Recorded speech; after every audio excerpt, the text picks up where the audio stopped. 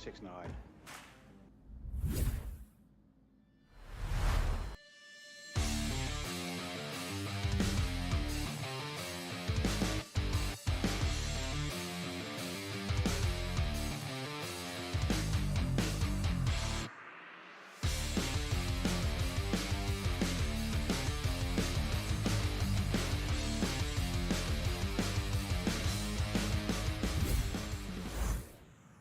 Welcome, everybody, to the Onward VR Master League Season 13, Week 12 Venue Showcase. My name is Nightfire with 2 E's. I will be your sole conductor in today's journey through the top of the EU region. It is the newbies versus boss fight, ranked 5 versus ranked 3 worldwide.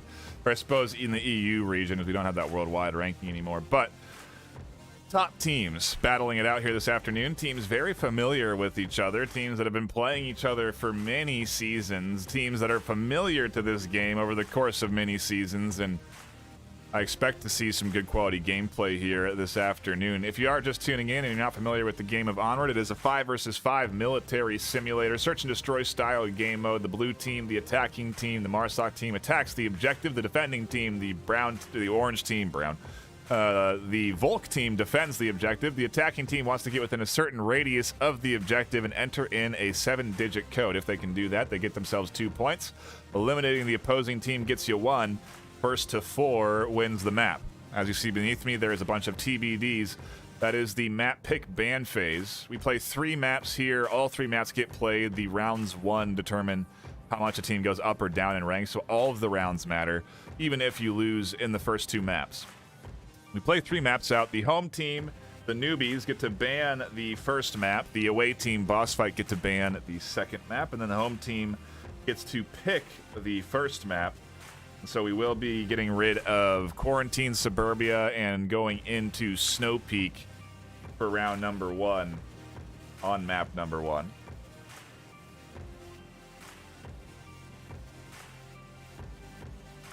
When we look at this pick ban phase, what this means is that Quarantine is a mid to long range map. Newbies eliminating that. Likely a ban of strength, meaning that they ban a map that boss fight is good at. They can determine this by looking at the stats over at vrml.com/onward.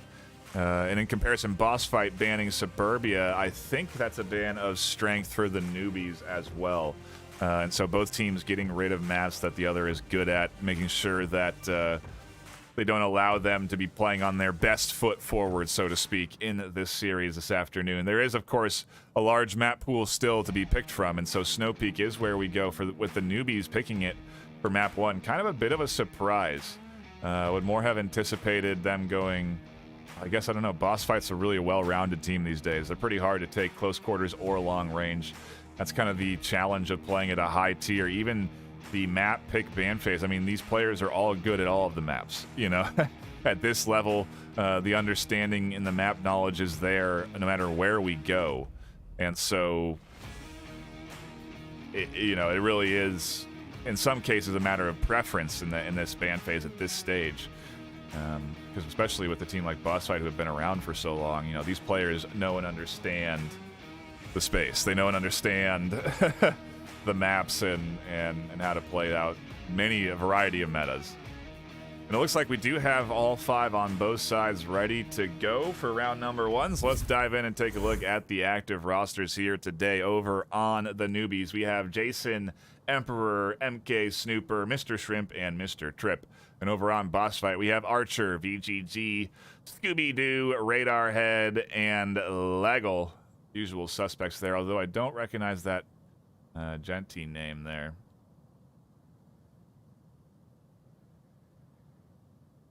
Might be a new addition to the Boss Fight squad. Regardless, I think it's the usual suspects, yeah, for the newbies.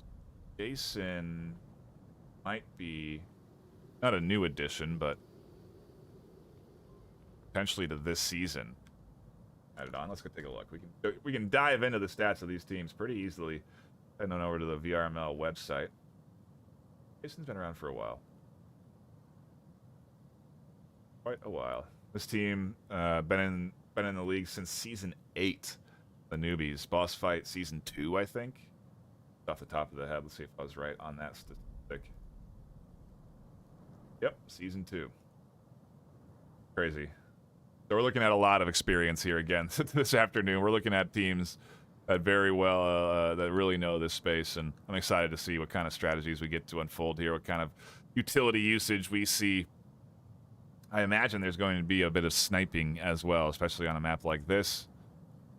Definitely some good opportunities. Our first objective in particular does take us over out into the open, the back corner of the lake, and there's definitely some sniper opportunities here over the top of the fence, but also obviously the HESCO crates, and you can push even farther up to this tucked in corner here and use the dock as 3/4 cover. You can also even push up even further, kind of deny vision by using that big rock there, and again use the dock. And so we'll see as we do get into the action. Boss fight on defense, newbies on the attack. Round number 1, diving into the action.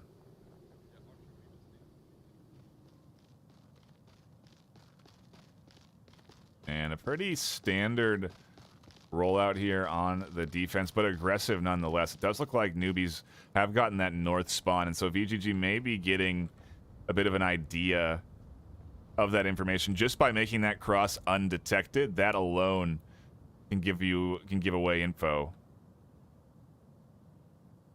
You know, you can kind of identify that they aren't at that quick spawn in the south. Newbies, however, aren't pushing too aggressively out of this spawn, and if anything, it's going to be what seems to be a long rotation from Jason and Mr. Tripp. They're going to go all the way around over to this far south side. We actually have to keep our eyes on the rest of this offense as they do get closer and closer to being in between this boss fight defense, both Scooby-Doo and VG there. Almost creating a bit of a pinch. They do want to push forward to the OBJ.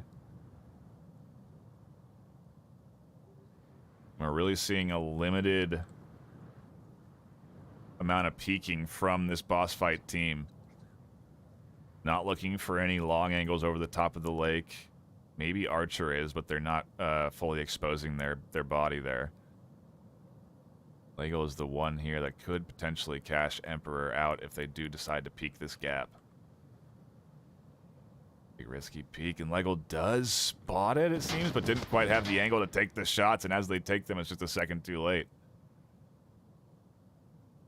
They had to get their gun up and over the top, and maybe they were just able to see over the top, but couldn't quite shoot, and so had to reposition, and when they did, they couldn't hit Entrepreneur, who's now safe and sound. Although a nade certainly could be damaging. Scooby-Doo could toss one up and over.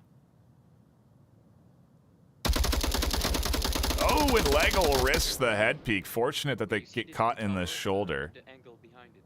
Maybe he's down, I'm not sure. And so Lego is down and resable. Fortunate again that that headshot doesn't connect. That could have been an instant death. If you get tagged in the head, it means you cannot get resurrected. And so, for now, there could be a rotation to be deployed. I'm not sure who would go for it. Archer could potentially rotate. But that is a risky rotation to be making back. And we do have to cut over to VG, who has taken their first shots. Over by the white wall south.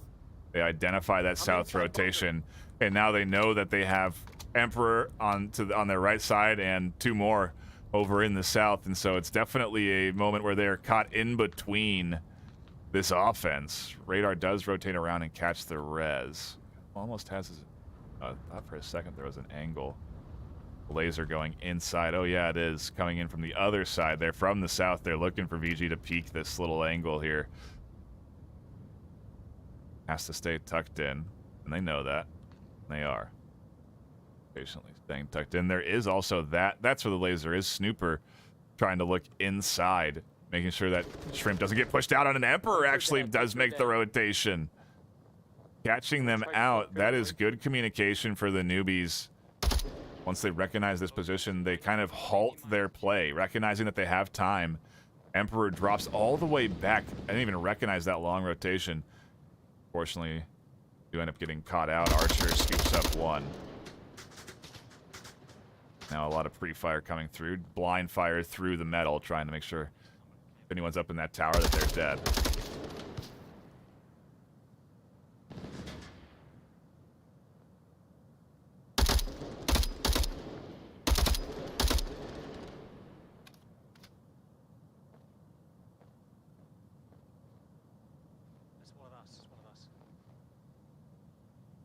Oh, and I think Emperor almost got team killed. 1 minute 30, guys. We need to move on. I was wondering where that blood spray was coming from.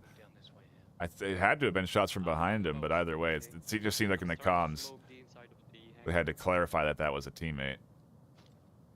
Minute 20 coming in here, and the smokes are coming through. Snooper is pushing one up to the top. Scooby does catch a kill. Lego pops up to find one. A 1-2 punch puts Newbies down to just 2, and Shrimp with Tablet out gets caught out by Lego. The patient defense paying off here, and with a minute left, Trip and Jason have to full send all the way to the objective, or time is going to be the main element here. Lego has a great watch over the top, so does Archer. It's not going to be easy. Archer's going to catch one out. Mr. Trip now trying to just blind fire and suppress their way forward. 45 seconds left. Lego has an opportunity to peek up and over, but they do get caught. The headshot does finally come in. Trip catching that kill out. Boss fight down to 3, 35 seconds. Not impossible. The trouble, of course, is going to be flying up over the top of this hill and being ready for Scooby-Doo. Scooby has a great angle. They've had a great angle here, and they're going to catch Mr. Trip unaware. Yo, the trade actually comes through, and Boss Fight have 2 left alive to net themselves a round 1 win on defense. Pay attention to these rounds, folks. If you're a new player, if you've watched a couple of games the last few weeks, there's differences in the mid-tier, even higher tier matchups that we've seen, and then these battles between these EU teams here at the top. And Boss Fight really just demonstrating patience. I think they only had 2 angles that really had any options of finding picks, Lego and Mr. Trip. They didn't invest the whole team in trying to all find their individual routes, and the rest of the squad really did just hold their angles. I don't think Mr. Trip saw a single bit of action other than, oh no, excuse me, Mr. Shrimp and Snooper too, saw a single bit of action other than some pre-fire that they put out towards the moment when smokes were coming in and the newbies were pushing. So really disciplined defense here from Boss Fight, and that's a team that just knows and understands the nature of the game. Isn't too greedy or aggressive out the gate, and really trusts in their ability to defend from a late push. You know, that's the key, is you really have to be, it really does require a good bit of teamwork to have that late push defense, because you have to have good comms. You have to trust that if you die, your teammates will just know, because they have either a tablet out and they're looking at the tablet, or there's some means of them identifying you pretty quickly because of the processes that you have as a squad. And so really again, just a disciplined defense there that gets them relatively, I guess they did come down to 2, so it certainly was challenged, but pretty solid round 1. See how the newbies do as we do swap sides every round, change objectives every 2. And so the newbies will now defend the same objective that Boss Fight were just defending. Boss Fight will attack, although they do have a different spawn. Each objective has different spawn locations, and so you do see in the distance there that Boss Fight will be spawning over in the south. We did have a restart there, so the round hasn't begun. As you can see, we've lost a disconnect on load. They're back in it, though. And we do know that Boss Fight will be spawning here, quite literally the opposite side of the map.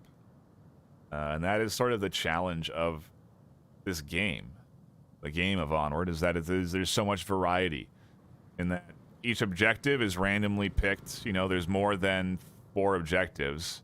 And so you don't know where you're going to have to attack and defend. In addition, the attacking team doesn't know where they're going to spawn. So when you're attacking, you have to have plans for multiple spawn points before you spawn in.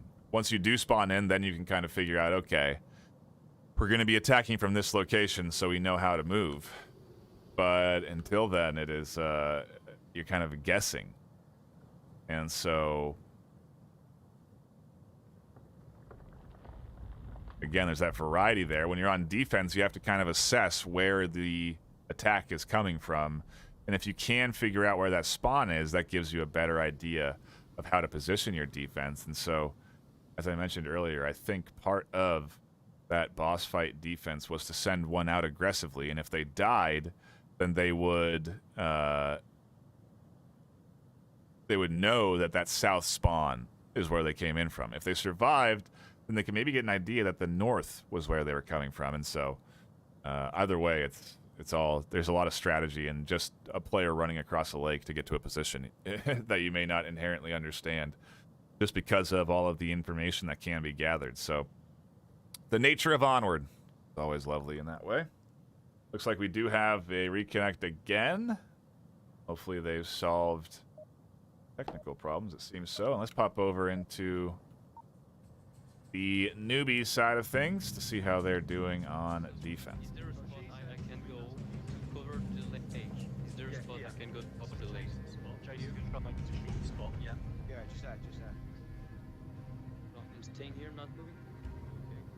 Yeah, just occasionally peeking across the lake and stay tucked in. And newbies are deploying almost the same defense. Jason's going to go across, again, as a bit of a recon element. If they die, they'll kind of understand the spawn. If they don't, they do get up into a forward position. This spot, different than boss fights in that Jason here is more exposed to this south than they are, than the opponent was, VG.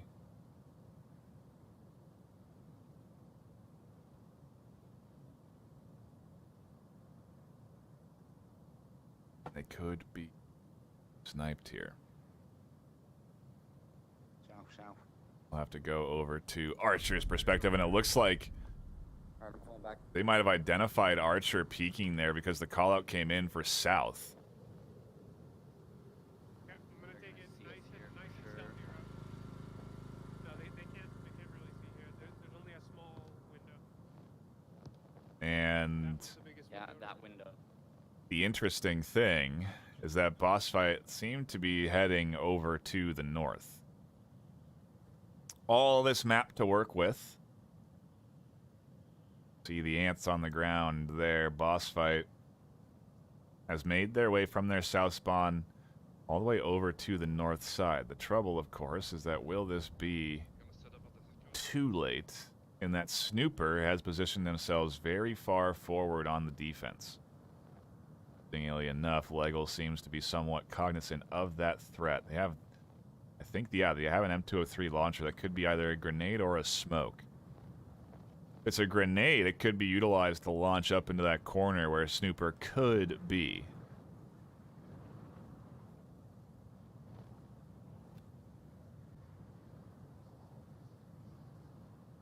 I have to see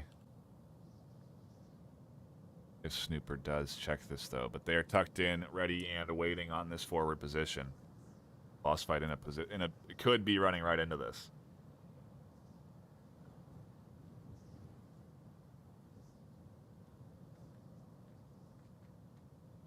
They also do have Jason in that other bunker position, and so Snooper now is getting info. Hearing radar. They'll be focused in on this doorway, waiting for Radar to come out. Radar does peek it. Snooper does take shots, and they hold the trigger down. When Radar tries to repeat, they go down. BG does fly and does catch the kill. No team kills there. Good job from Scooby and Legel not to kill their teammate, recognizing that it was an LMG of their own. And you can hear the call out from Scooby for VG to try and pillage any sort of flashes or smokes that are available, both from their down teammate, but also the downed opponent. Another kind of beautiful element of the game of Onward is that when you die, your everything that you have on your vest and on your body does drop to the floor for anyone to pick up, both a teammate and an enemy.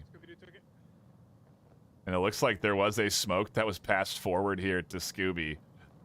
on the ground. Scooby calls out that they have it, and they're just basically working this grenade forward, tossing it in front of them, and then picking their gun up.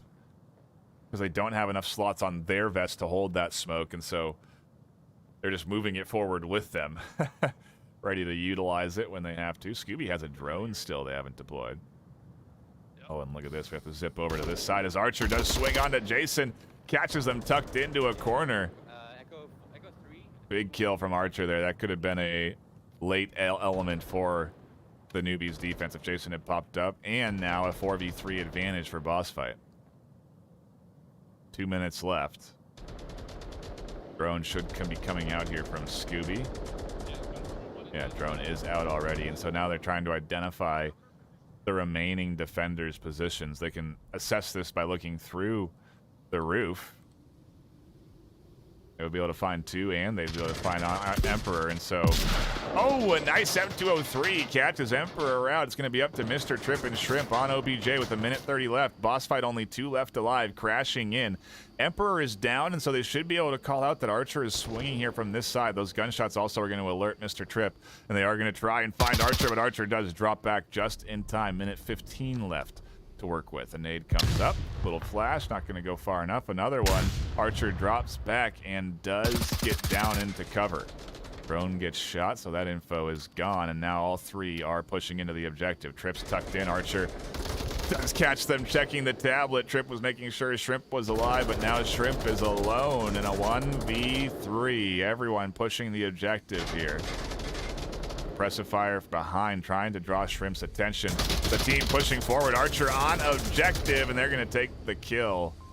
Low cap would have been nice. 3 left alive for boss fight on the attack.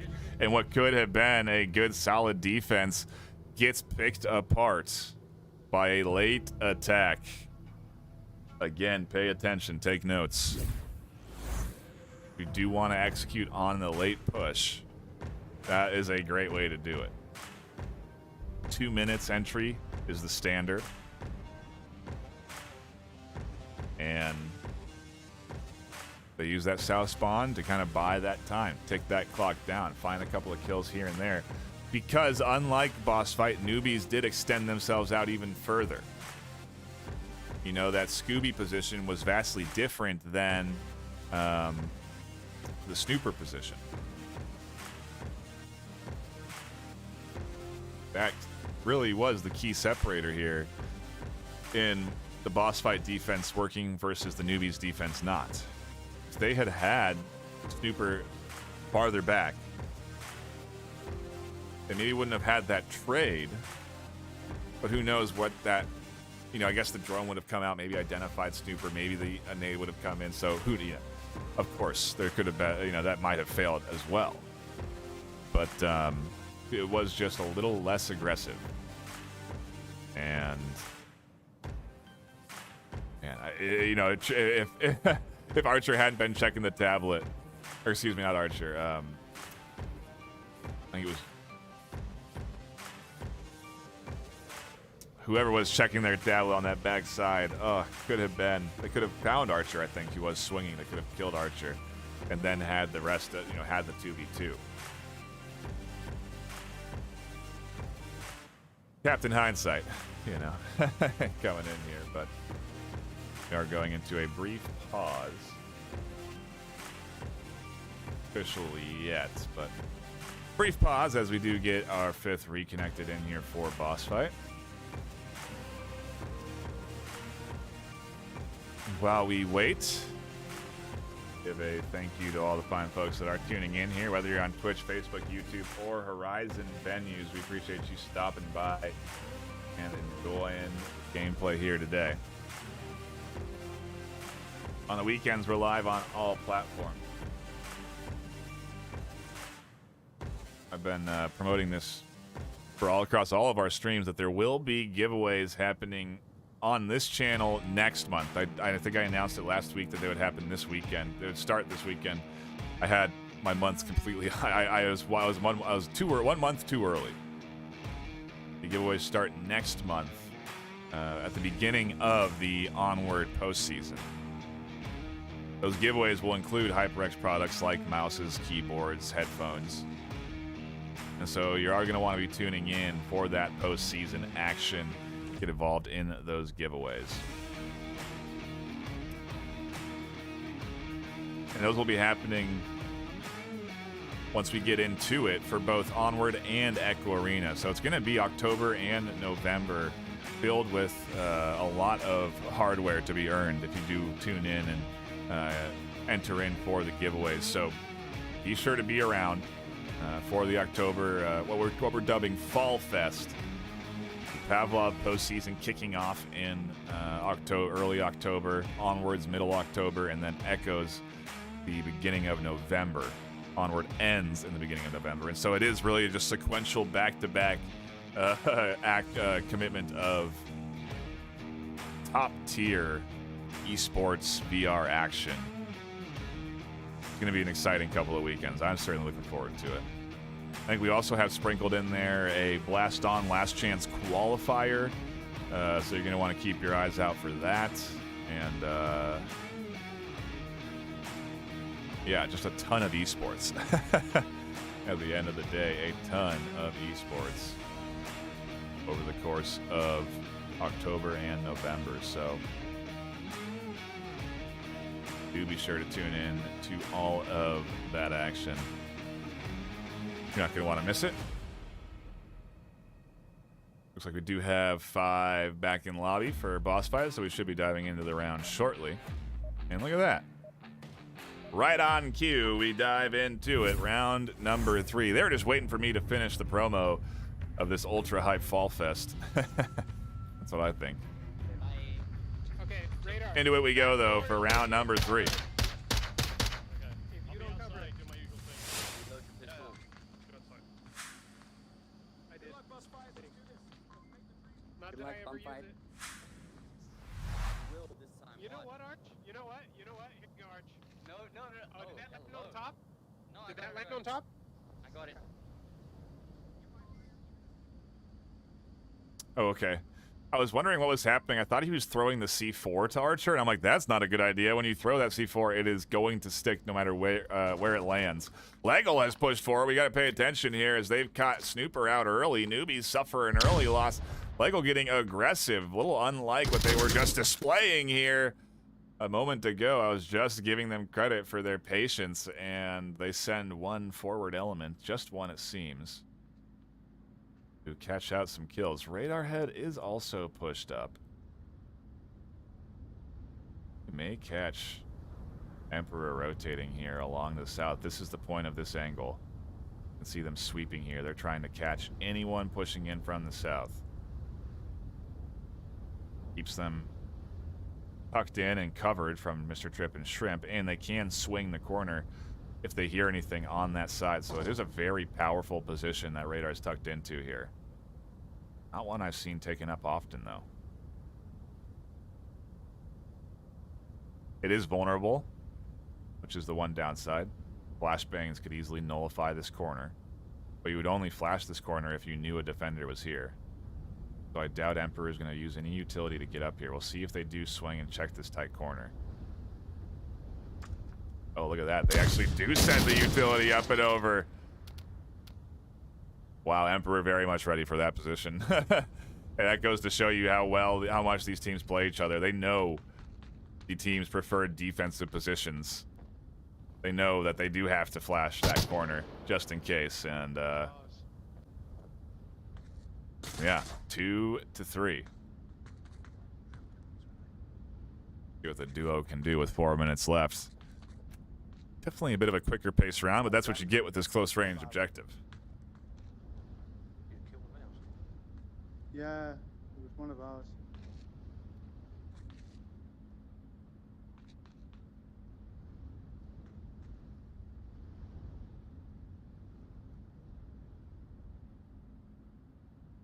Their communication out of the way before they push in any closer, so the enemy doesn't hear them.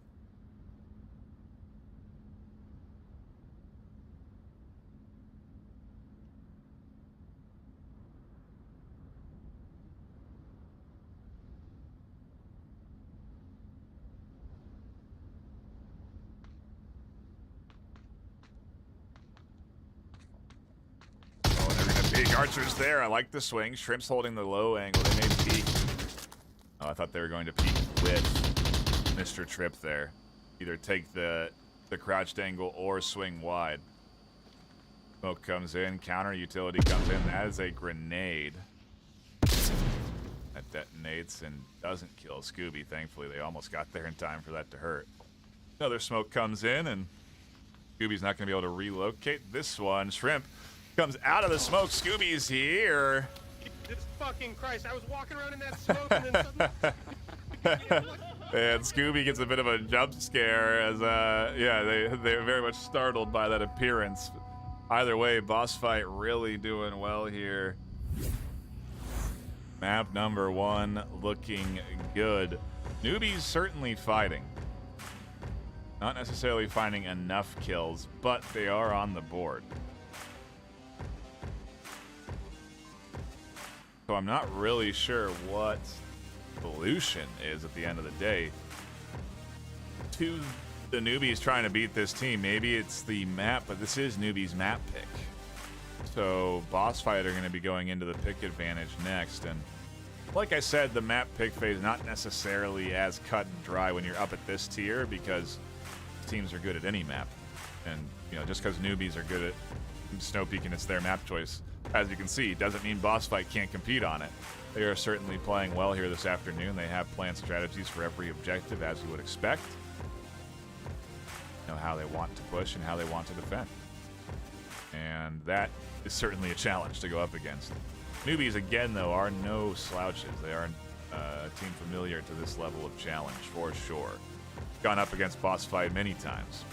And so I do anticipate a good fight here. At the very least, I expect them to get a solid defensive round here. It would surprise me if boss fight did manage to pull out a 4-0 map 1. And oftentimes at this tier, you do see teams really scrape back. So we could be in for a tie game round 7. But we'll have to see if the newbies can start to get in a little bit of a rhythm here. Back into it, round number 4, map number 1.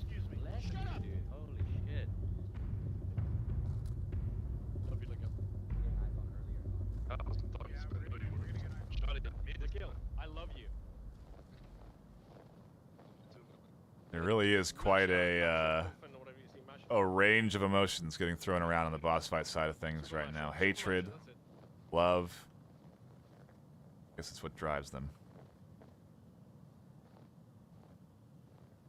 No early aggression here, and you can see that out of the spawn, boss fight are cautious of anyone that would be pushing out that doorway to get into the position that Radar was in. And Radar is checking this angle, but not using utility to do it. Emperor has gotten out that doorway, though, albeit tucked into a different corner. Radar is aware of this and cautious enough. They push that tunnel. Chris is going to drop back and maybe rotate back to Legal here. Keep an eye on Emperor's position. Prove vital to catching out a couple of kills, or could put boss fight into a 5v4 advantage.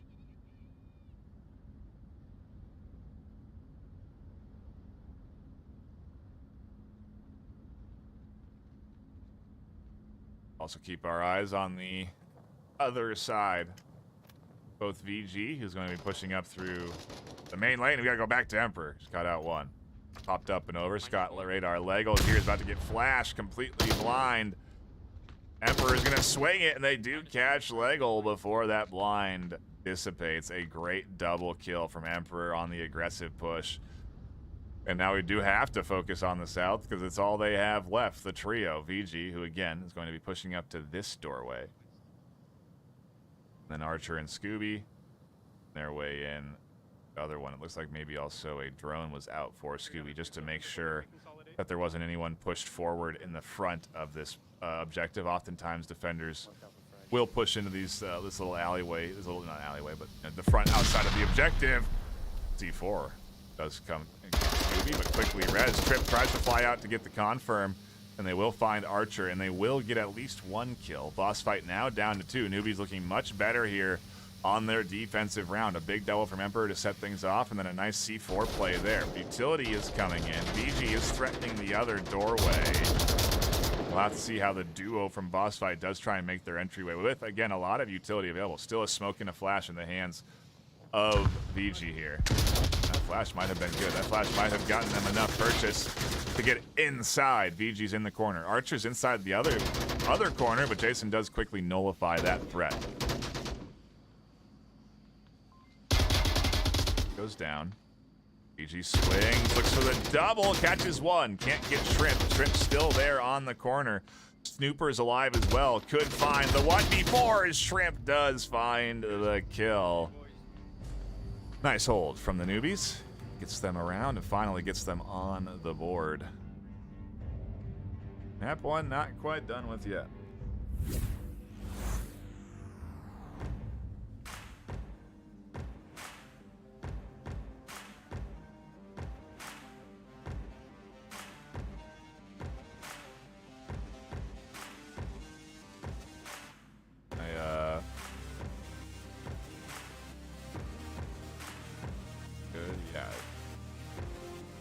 We're all good.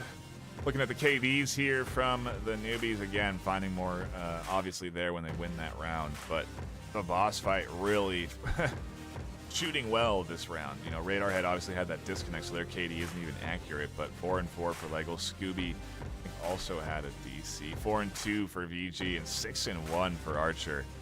Really shooting well here on Snow Peak. We do change objectives every 2 rounds. The objective changes location, and we swap sides every round. So our next objective gets us out of that close range and into a little bit more of the long. And this objective in particular can be a challenge to defend. Certainly can get out of hand quickly, and depending on how aggressive the defense is set up, they can put themselves into positions they don't necessarily need to. We'll have to see what that spread looks like, where the spawn is, how newbies push, so many variables. Just at the start. Intrigued to see. And if you're wondering what the waiting period is here between these rounds, there's a 1.5-minute wait time where these teams are in a lobby talking to just their team, looking at a map like this of the map and physically drawing on it inside of VR to strategize as a team. Really cool way of strategizing, but you know, also what they are, that's what they are doing in that 1.5-minute time between rounds. You know, they are drawing out, I'm gonna go here, I'll be here, I'm purple, you know, and drawing on the map where everyone will be, so you understand your entire team's defensive strategy. It's vital that you do. And it looks like they are gonna set up a heavy preference over in south, but I wonder if they're going to shift off of this after realizing there isn't that quick south spawn. Yeah, it looks like they sent 3 up, and now that they haven't found it, VG's going to drop back. And look at the overhead. We're find where the rest of newbies is. They spawn in that north tunnel. They're going to likely push out from there, so we'll have to zip over to garage. You have Archer tucked in and waiting on defense. Catches one out. Mr. Shrimp is here. Prone, and they find themselves Archer. 1-for-1 trade in control of the garage to the newbies.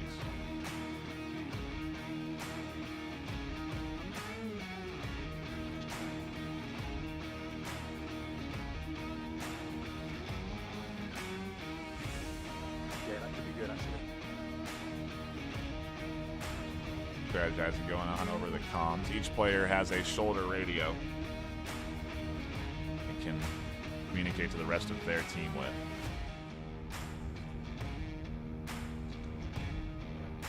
Snoopy, you want to go direct?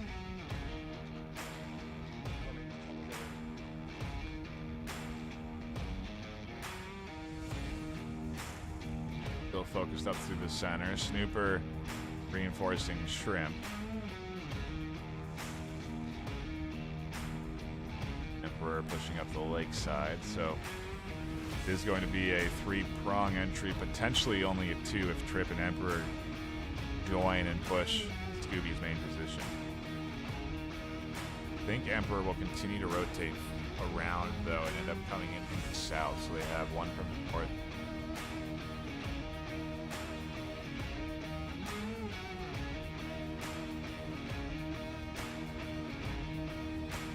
It's going to take a little bit of setup, though, and they have time. 3:40 left on the clock.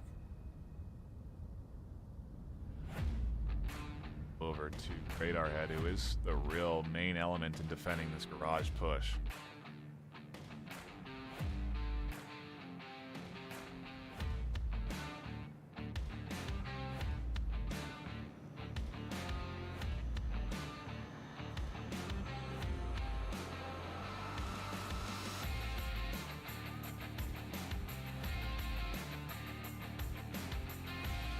We're trying a couple of tunnel exit area. You can hear the call out there from Radar. Oh, so apologies, we hadn't pushed in. Really missed kills. If you're watching it on venues, you really did see it. Still on a pretty big screen. I do apologize. We're back into it. Emperor catches out Lego trying to swing around from the south, and then now they're going to make their way up. Reinforced with Trip, and like I said, double push Scooby-Doo's position. Trip puts rounds out, and as they do, Emperor is pushing in here, so Scooby has to watch both sides. A nice crouch from Emperor puts them just out of cover, or just out of line of sight. Close enough to dump some utility up and over. Scooby fully flashed, double flash there. Scooby going to be blinded, and Emperor is going to find the exposed back. Now this entry point is open. Radar Head has to swing off of garage coverage, which allows the garage team to push in. The newbies are collapsing perfectly on this objective, and boss fight aren't looking too good. Down they go. The newbies take a Marsoc round with 4 alive. A powerful job there.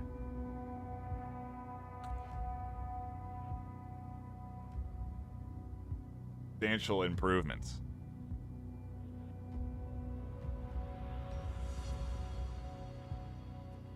On the attack, and yeah, very good coordination. Emperor does cover the south. They catch a flanker and then push up onto Scooby to reinforce with Trip.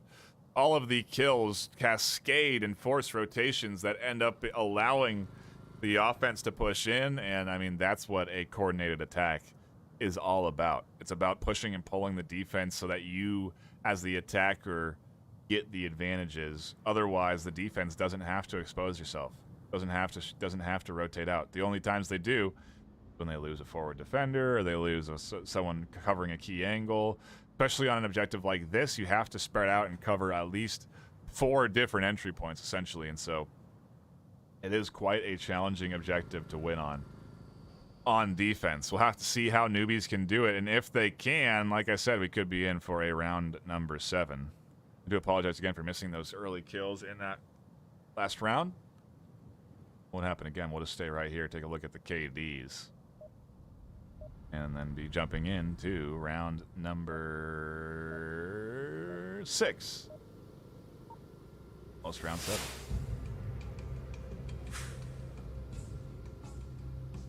I love your stuff.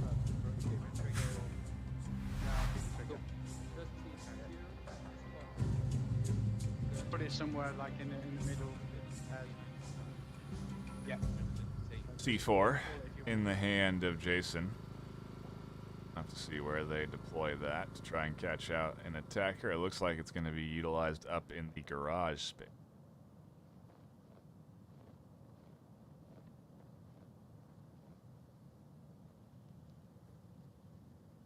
Late angle, and Jason's going to continue to push forward here.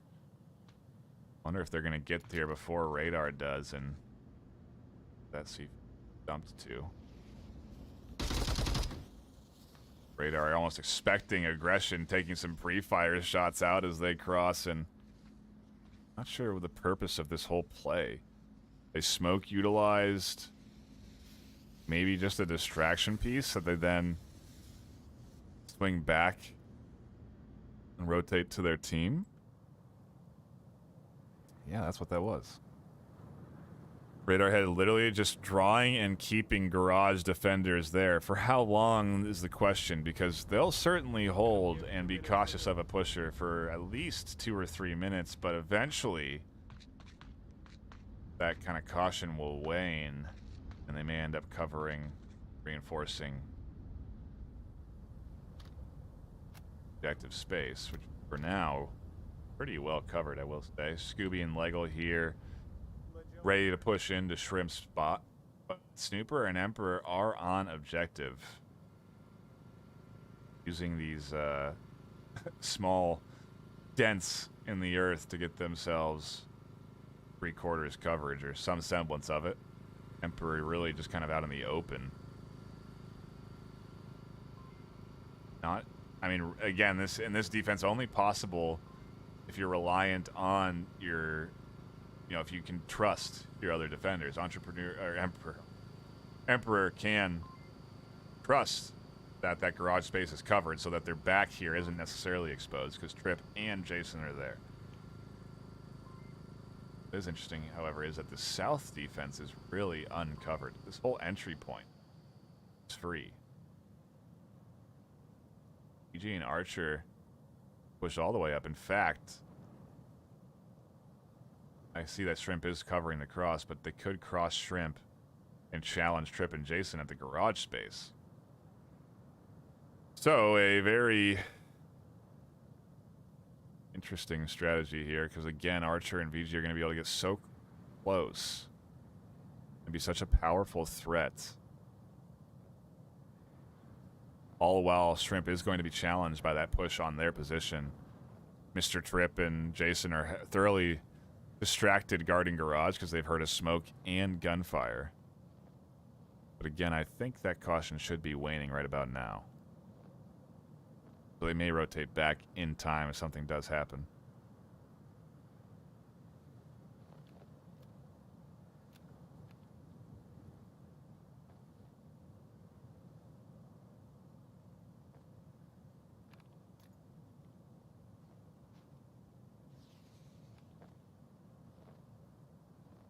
Smoke on objective. That smoke intended to blind the vision of Mr. Shrimp so they can cross, and that is a great smoke. Wow, we got to dip over to Shrimp because Radarhead is pushing in. Just a flash away from Radar being able to fly in and take this out. Doesn't have the support of Lego or Scooby, though, quite yet.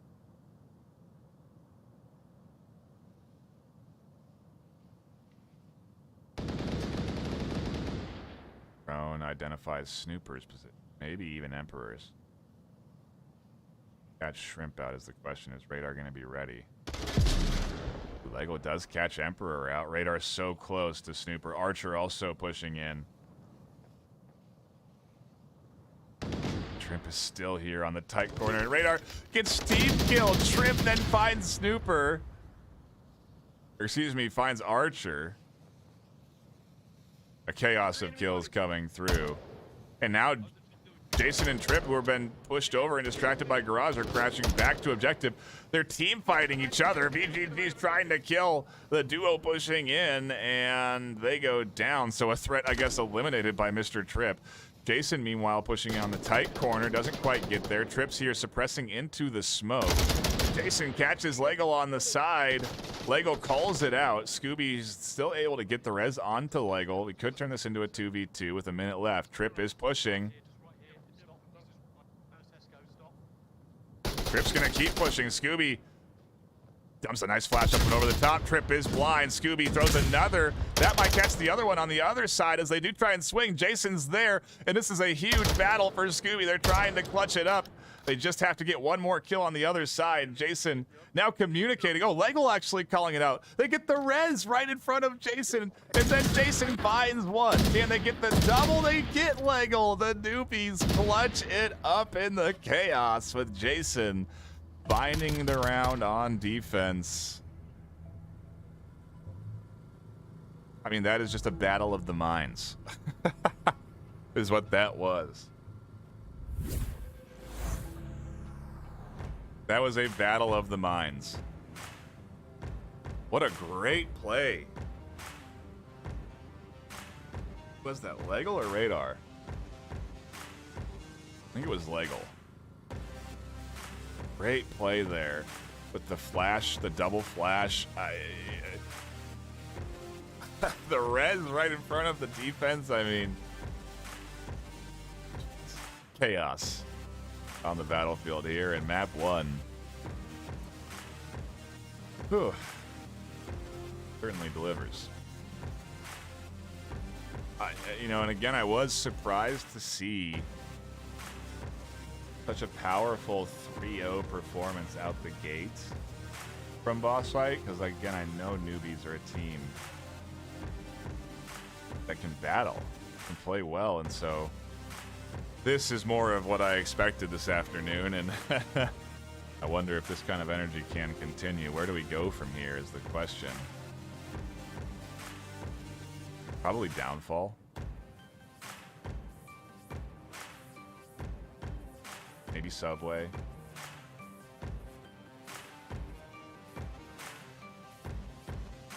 Don't think we'll do Cargo. It would surprise me if a Cargo was picked today.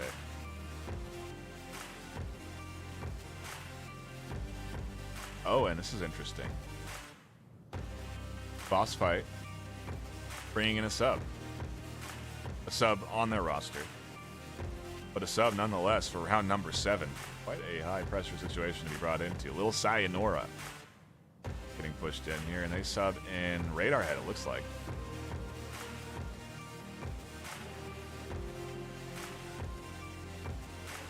Yeah. Radar Head getting subbed out for Little Sayonara.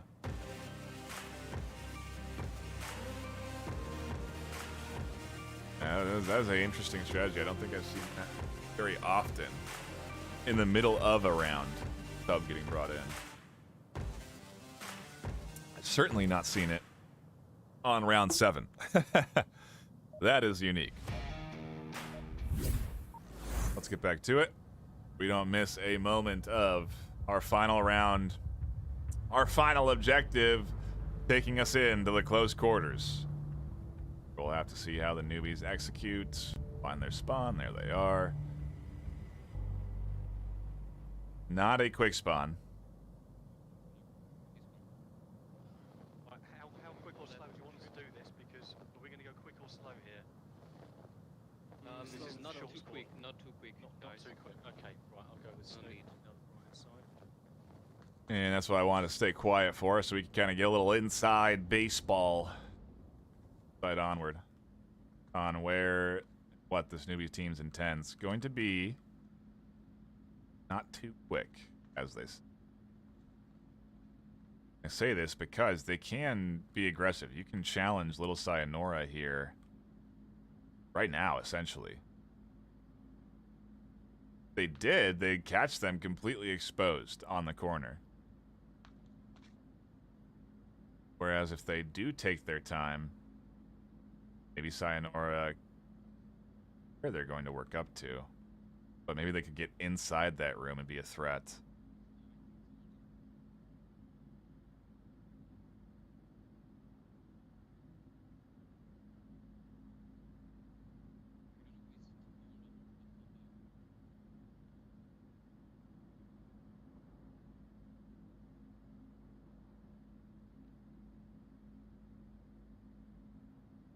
Probably first point of contact, so we'll stay eyes on here, especially since Shrimp and Snooper are working their way forward. Wonder if they'll be ready for Sayonara.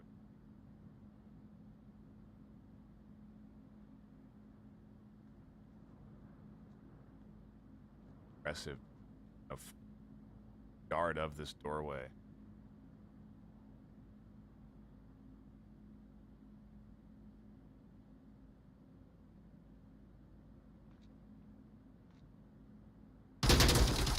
Oh, and Snooper does catch Sayonara. A nice swing from them to get the kill, and that's a big opening. It's an indicator for them to push, or at least take control and move in.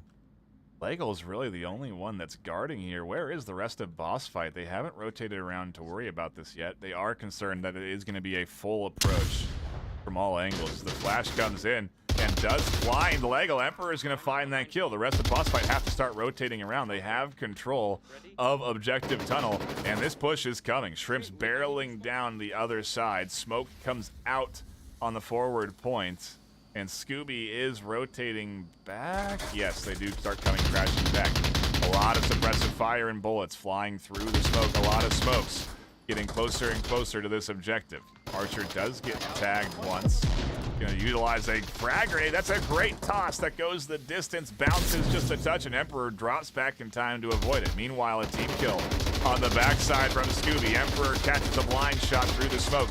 More smokes out onto the objective as Archer is the lone defender. They find one kill through the smoke. They're looking for more, and they can't get it. The newbies clutch up a massive comeback on their map pick.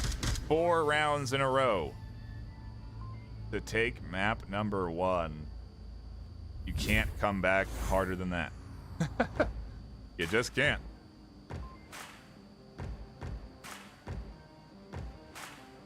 And again, it just seemed like a late reaction on defense from boss fight. And by late, I mean, you know, a few seconds.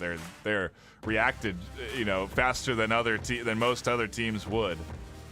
But just a touch late on that movement there in the rotation, and ultimately, newbies play it perfectly. The timing was just right. They played off of their first kill, and then everything starts to cascade from there. Flash is coming in, a flash that connects with the, it's just great utility use as well with the smokes, and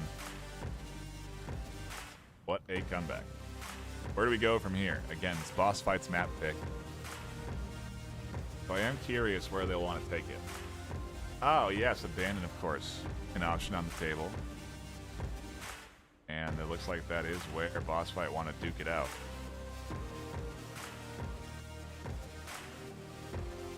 Abandon's an interesting map. It is a lot like Quarantine.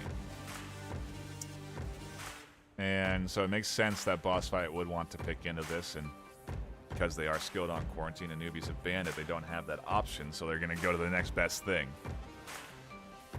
Is going to be abandoned. The reason I say it's like Quarantine and that is that it does have a heavy amount of variety in play style, whether it's potential for some long range angles, but it also does have a lot of these mid to close quarters fights, and that's kind of what Quarantine is really known for, is those mid to close quarters fights. And I feel like Abandon, it looks like it's long, it just replicates that feel in a lot of ways competitively.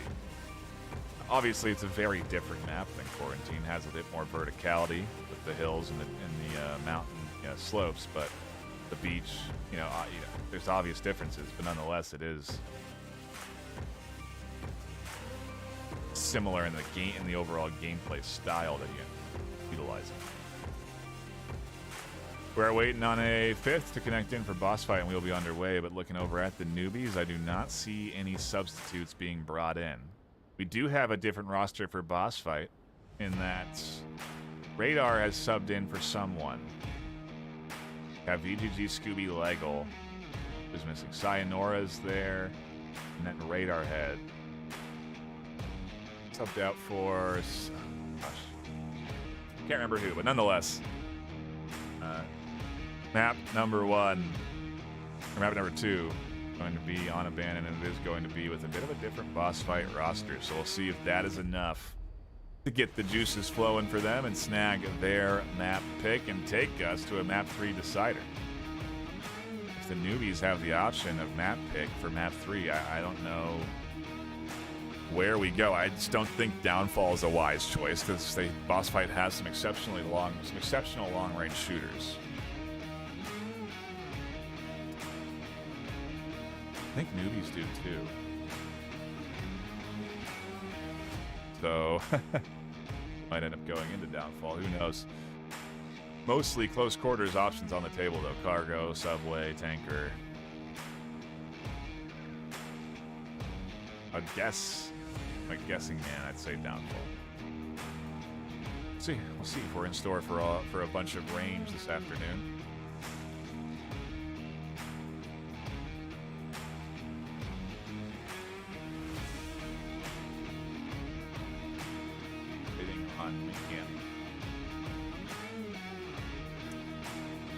round one should be starting here shortly.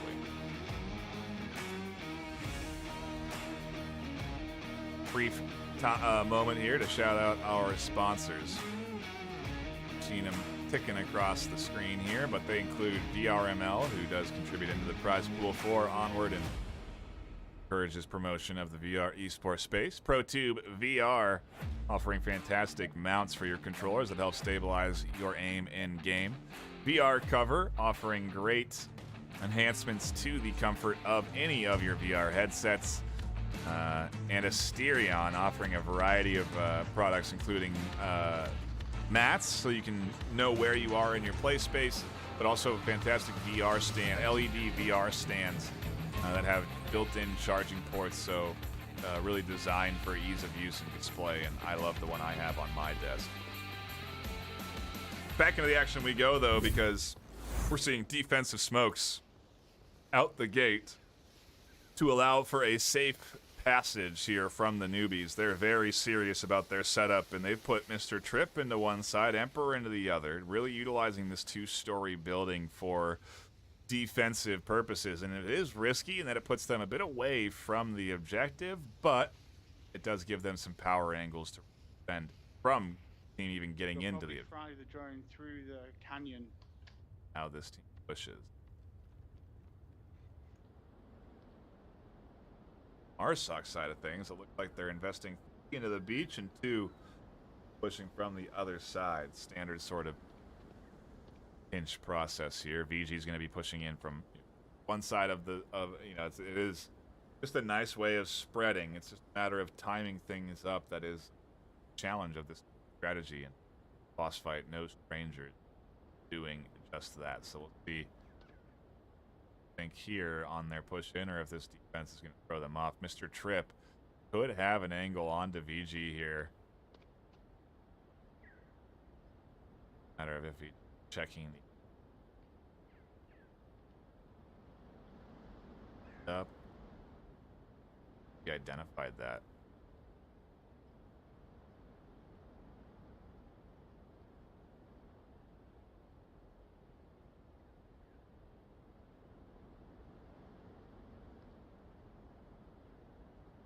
I like the position they're in, though. They've taken up a good solid angle to peek into the objective space. The rest of the team is rotating in from that side, but the closer quarters element is Little Sayonara likely hearing Mr. Tripp inside this building, and the both of them knowing each other's location.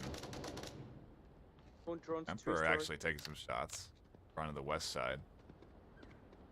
There's one in the north, the north apartment. Oh, Tripp's gonna push off of the comms, utilizing the idea that they don't have both hands on the gun to find the kill. Lego with a quick refrag. Turn things into a 4v4, but they have gotten rid of a key element. Over to Airhead. Pulling it out soon enough, and Radar does catch the headshot onto Emperor. They don't know 100% because when you do take shots like that, oftentimes players will duck down. It looks like you killed them, but you didn't, and they're still there. So the possible kill call comes in. And yeah, Radar is trying to assess what info newbies have, how they are potentially set up, what they could be looking for. And right now, there's only 3 of them left, and they are very much worried about the on-objective push here, with both of them inside defending objective space and Snooper just outside, holding down entry onto that second floor.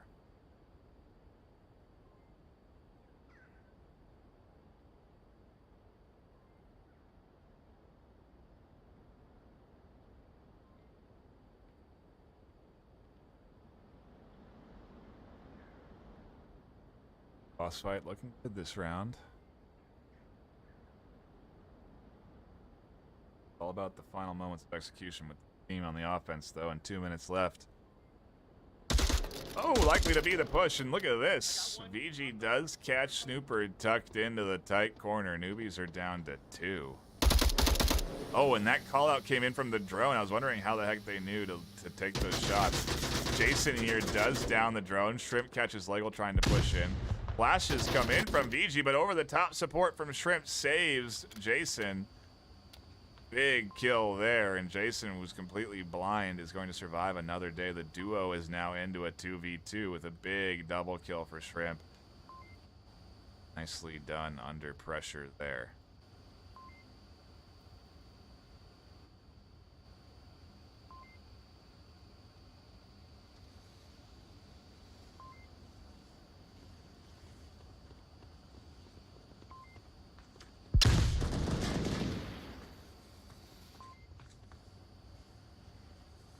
Jason concerned about that second floor entry points, as is Mr. Shrimp.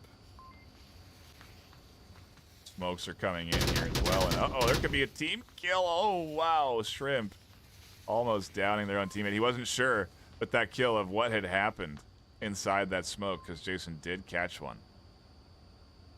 And now Radarhead is alone in their efforts, hearing these players rotate around into a 1v2.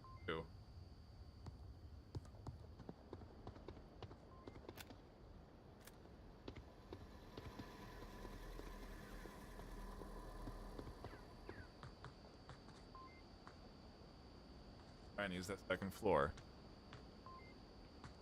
They know there's one so close. They have to hear those footsteps right around the corner there.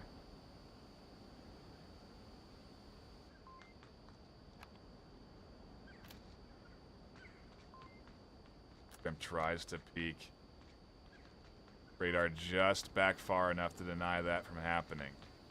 Shrimp does peek out, and Radar was looking at it but didn't take the shot soon enough, and Jason and Shrimp survive another day. The newbies put up a defensive round. They'll take the lead on Abandon here. 1-0 out the gate, certainly a solid start, but the point that I've been making with the newbies here, boss fight, certainly battling. Offensive round there, 3 kills spread out, and we'll have to see how the newbies roll out on the attack here, but I imagine that we are in store for some trading of rounds. I don't know that a team really get that kind of start that Boss Fight had on Snow Peak. Again, I mean, that was a perfect start for them, outside of landing, securing caps. We have a quick disconnect and reconnect, and that's sorted. We should be back into the action for round number 2. A reminder, if you didn't know, that this is broadcast live to venues. If you want to enjoy watching this action on a movie theater size screen with other people in VR, do that by going over and checking out venues for free on your Quest or Quest 2. I think it's Venues Worlds now. But either way, place to go if you want to watch this on a much larger screen than maybe just your monitor or TV.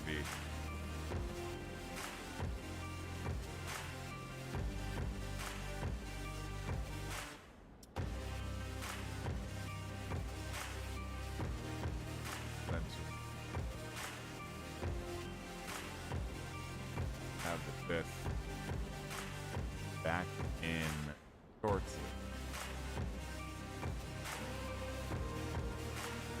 I suppose we can talk about how these teams are playing. I mean, right now, Newbies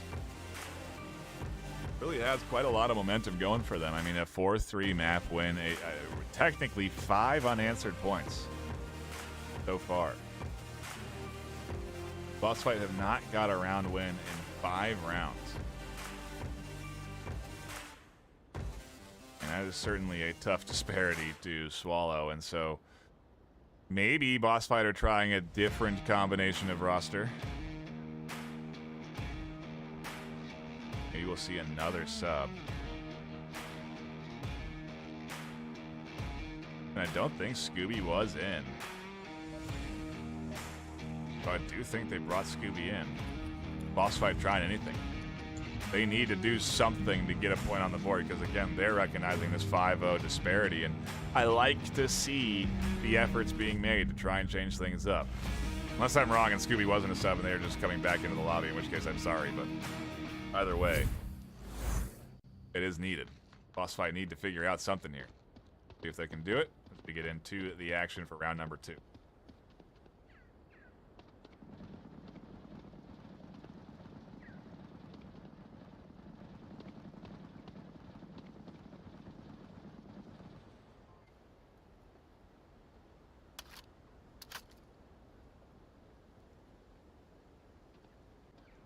I am thinking for the first time since the update, I might not be hearing comms on stream, so I think we aren't hearing radio anymore.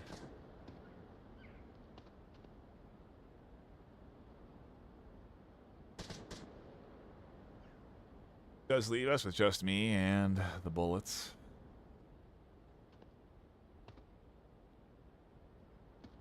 I think we're seeing Shrimp communicate right there, but not hearing anything.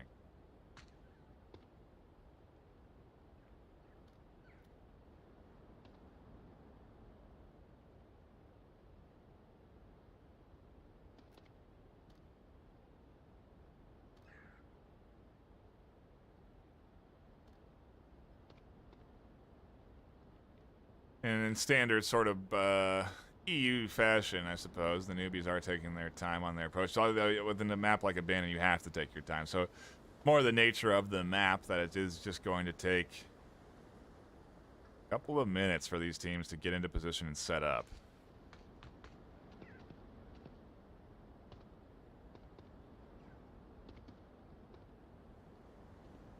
Safely up the right, I think, bring Legal and Radar headwind out. Check that beach. Radar will catch Emperor out.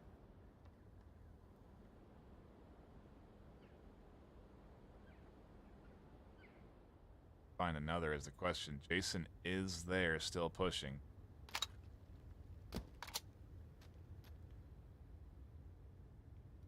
Quick check of the mag, reload, save later.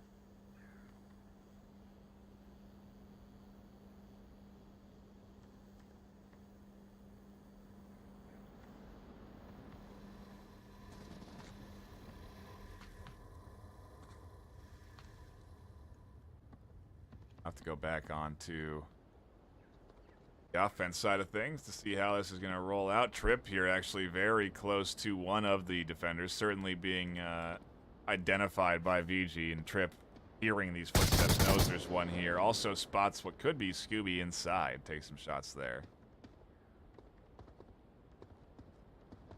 And they really do have to hug this wall. If they don't, they're at risk of being shot out the windows.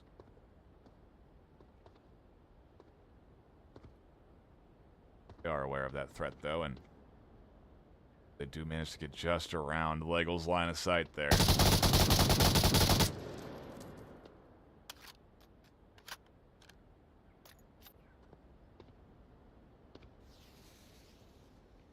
Oak top. That gets maybe a distraction. Sayonara, though, catches him on the backside. And says a little sayonara to their opponent, Mr. Shrimp. Snooper actually getting rid of a vital position there for Radar Head. Legal is still there and needs to be removed. And then once that happens, Snooper has control of a very powerful building on this objective.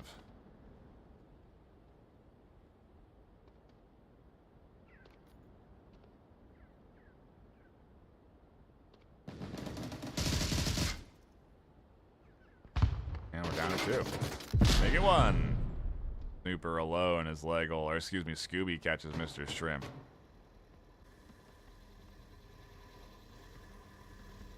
And boss fight looking to lock in a defensive round, 4-man advantage. Recognizing their efforts. Before they change, this might have been what they boss fight. Maybe finally going to stop this. There has been 5 unanswered.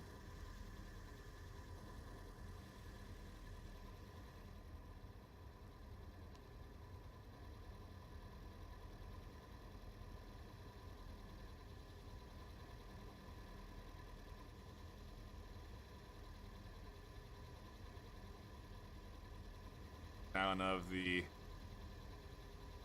generator anyone's hearing. Lego he heard footsteps behind them. He did see them turn around,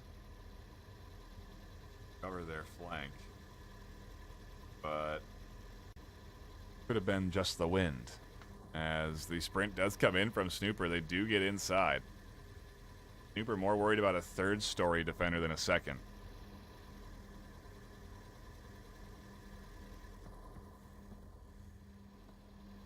Wow, and they do push out just nearly out into Legel's line. Nobody is here, though. And what does Snooper do now? Footsteps they should have been hearing are not matching up, and so... Oh, they are going to finally push out and find Legel on the patio. They'll catch the kill. Scooby did look for a quick angle, but didn't quite catch it. And the timer ticks down. I didn't even pay attention to it. Neither was Snooper. But Boss Fight do take a defensive round win off of time. Not very often that you do see the clock tick down and be the deciding factor for teams at this level, but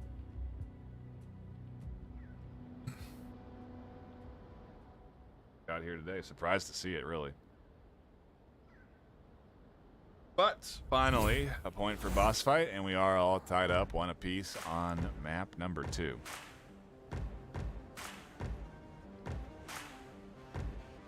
Liver on action. You also see a couple of new follows that have come through over the course of this broadcast. Ultimex, in particular, love to see that. Definitely want to keep the eyes on that game. Looks like it could be a good, solid esport contender, and could be 2 game mode kind of unique based with VRML. But the game itself certainly a good esport game, and I would recommend checking out Ultimex. Free to play right now on anywhere. Quest 2, Pico, Steam. You can find it wherever you want it. Nicely polished game and an easy recommendation from one of our developers we already work with Blaston, Resolution Games. They're no stranger to competitive VR space, and so definitely would recommend checking that game out. A bit like Rocket League, but obviously very different in the fact that it utilizes elements from VR and isn't driving around in cars. You're in mechs. So I would say cooler. But nonetheless, check it out. Free to play, out now on Quest 2 Pico Team.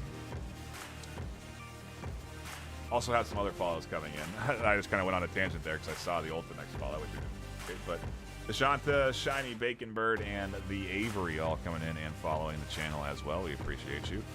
If you are tuning in elsewhere, subscribe, like, retweet. Get the news out about the broadcast and your favorite VR esport Onward. Let more folks come in and enjoy it. We're always trying to draw in new viewers and new players to the league, so do try and help out if you can. Retweeting and again, being involved in the social media does help a lot. Almost ready to go into round 3. Bit of a false start there, so hopefully now they'll be sorted and can be getting into round 3 of map 2 soon enough. Eagerly awaiting to see how this unfolds because map 3 has me interested already. Even if the series is decided, because these scorelines are so close, the rounds 1 in map 3 is going to really determine how powerful of a win or a loss it will be. So where do we go from here? Back into the action finally for round number 3.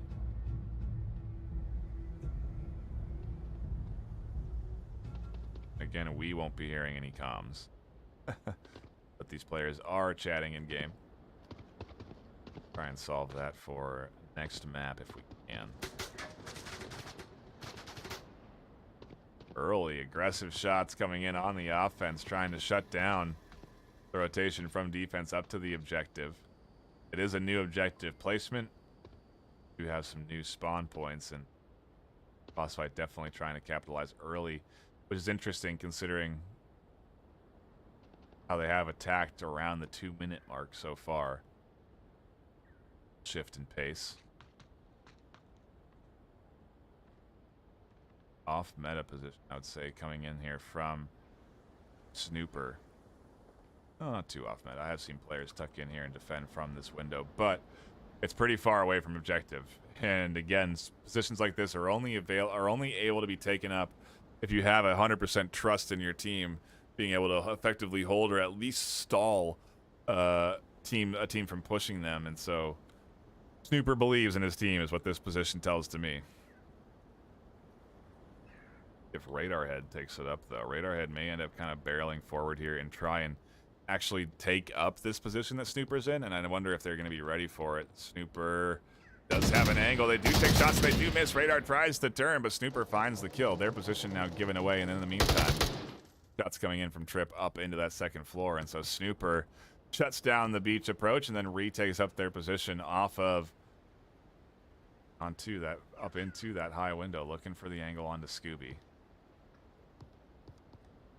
Nice job there, and we'll see how much that defensive position pays off later. Jason shutting down this boss fight push from the other side, and just like that, boss fight are down to just 3.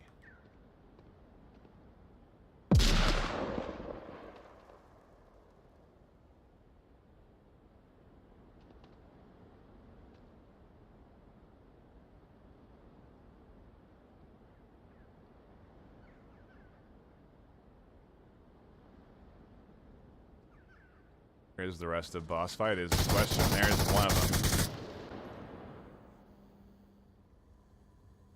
Comes out of that second. Oh, there's the second. I was looking for the third. Just underneath Scooby. VGG here.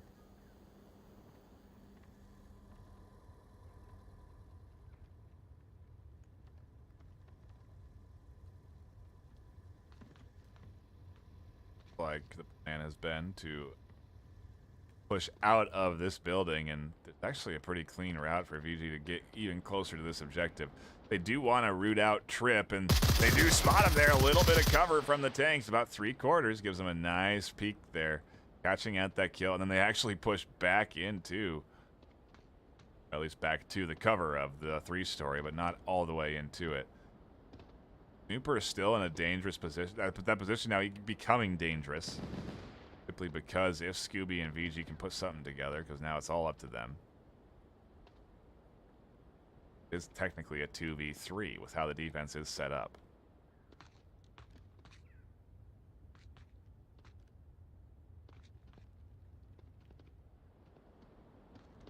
Of course, unless VGG takes this long route.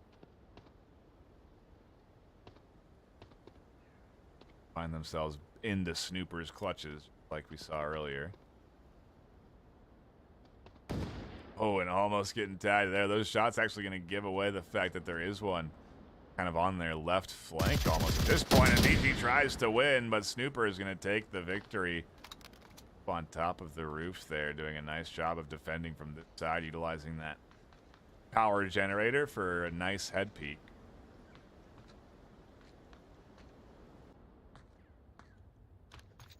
Who has made their way inside.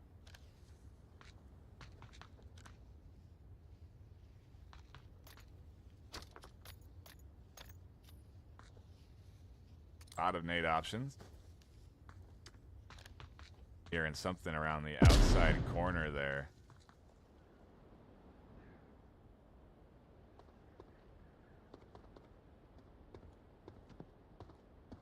Anything though. Said they are going to run into the remaining 4 here. Tablet out no less. This corner well covered by Emperor, and it's going to be a trade. The newbies will take their Marsoc ground. 3 left alive, 1 down. A solid hold from them. Liked their spread, and the off angle there from Snooper pays off with a couple of kills and ultimately around into the pocket. Lead back in their hands, and they are charging forward to securing this series if they can win map number 2.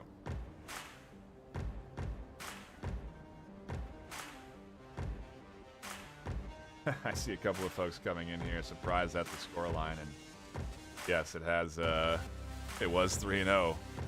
at the start. Newbies 4-0 comeback, 4 rounds in a row, then a 5th to get the lead and abandoned. And finally, Boss Fight have gotten back into things, but I think now we're down to trading bulk rounds, which will ultimately work out for the newbies if we go that way. And so Boss Fight have to get themselves into a groove here on their map pick and secure themselves an opportunity, or at least a map 2 to push into that map 3. In the worst case, they want to keep the scoreline close so that if they do lose, that map 3 is more important. Either way, it is it's not looking dire, but not exactly in Boss Fight's favor here. Obviously, with the whole map into the pocket of their opponent and their map pick not necessarily going all of their way. It just makes me wonder, like, maybe the newbies just weren't ready for Boss Fight at the start of Snow Peak. I don't know. But they are awake now, and it's time for Boss Fight to get themselves a cup of coffee, start getting things rolling here on their map pick. They're going on defense. We've traded Volk rounds so far. I anticipate that to continue, but we'll have to see. The newbies can string something together. And again, we do have a comm bug on the app. So apologies for not hearing any of the radios from the team right now. We'll sort it in between maps, so unfortunately for this map, we won't be hearing any of the radio, which I do like to try and catch, so that about it. But we can still focus on the action in front of us as the newbies deploy a similar offensive strategy to what we saw from Boss Fight, but a very different Boss Fight defensive spread. Newbies do take control of the 3-story. Snooper, Jason, Shrimp all here. The difference we're seeing, of course, is VG, who's not pushed out and instead tucked in up against this wall. And Lil Sayonara not in that 2-story on the bottom floor here, so we'll see how the differences pay off. Press the fire from Shrimp coming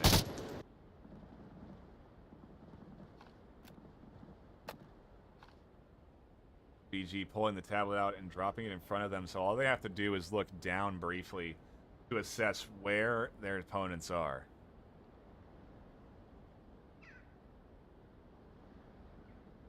Victim. Careful on their approach here. Saw them on the...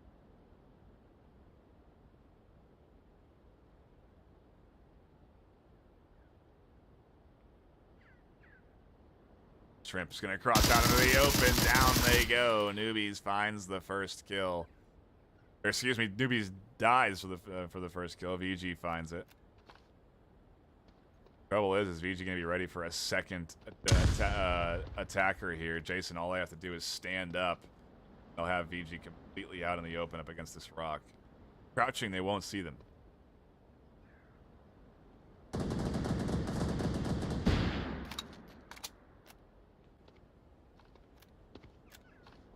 That's from behind VG. Do make them kind of shift back over here, over the wall. Still an angle for Jason here.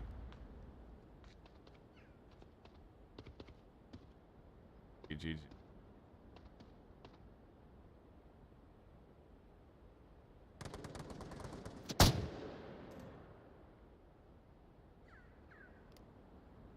Now we're even. 4-4. A little pinch coming through here with Mr. Trip doing a nice diversion tactic. The LMG fire, finding a kill. Radar and Scooby are thoroughly occupied by making sure that Mr. Trip doesn't gain any more ground. Snooper does finally catch VGG out. Got him just over the top of the wall, and now Jason has a free and clear path to push forward. Meanwhile, Emperor has made it, I wouldn't say oh yeah, they can make it inside. I was wondering how they made it inside with little Sayonara there. Not for long, as Sayonara nullifies that threat. Have to zip on over to the other pair as Trip and Radar Head are just inches away. Radar takes the shots but misses. Trip's able to tuck back into the stairwell. Radar almost gets killed by the Overwatch, and Trip survives.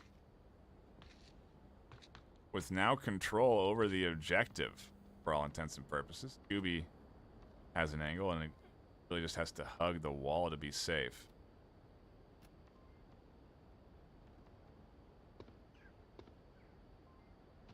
After checking the tablet, it does recognize those footsteps are of an enemy.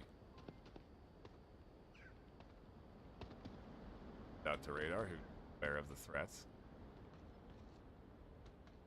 Causing interesting concern as radar goes down trying to cover the objective. Sayonara does catch Jason. Scooby catches Trip. Is left. It looks like it's all up to Snooper on the newbies in a 1v2. Could be a 1v3 with a res coming in here.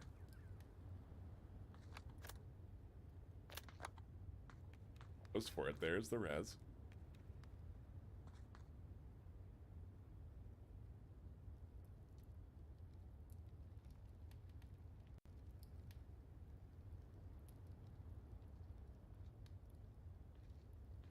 Here is Sayonara to their left. They pop up and they can't quite catch them tucking in. They do see them out in the open there, and they do win that firefight. Next up is Scooby, who's rotating off, and who is left? I think they have one more on the other side here. Radar head.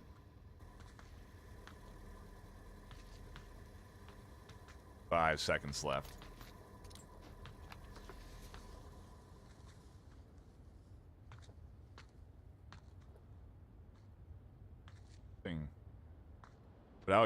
What I would call a diversion smoke. 40 seconds. They'll hear that they only have 30 seconds left soon. Oh, and they're trying to catch the angle onto radar here. They almost had it. Side of the 8. Hear these footsteps approaching.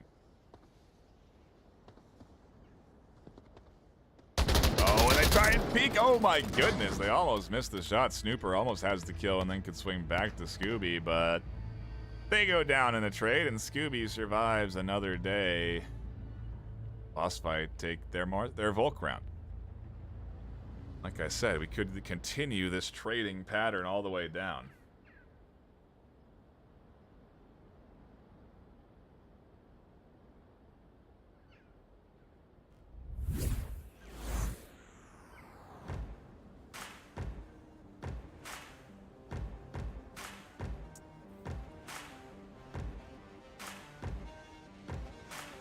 I do appreciate you all stopping by and hanging out. In another minute and a half, our teams can strategize, and yeah, I imagine we're utilizing the full time between rounds here. Do objective as well, so strategies do get shifted and changed. Kind of a tough objective to defend, but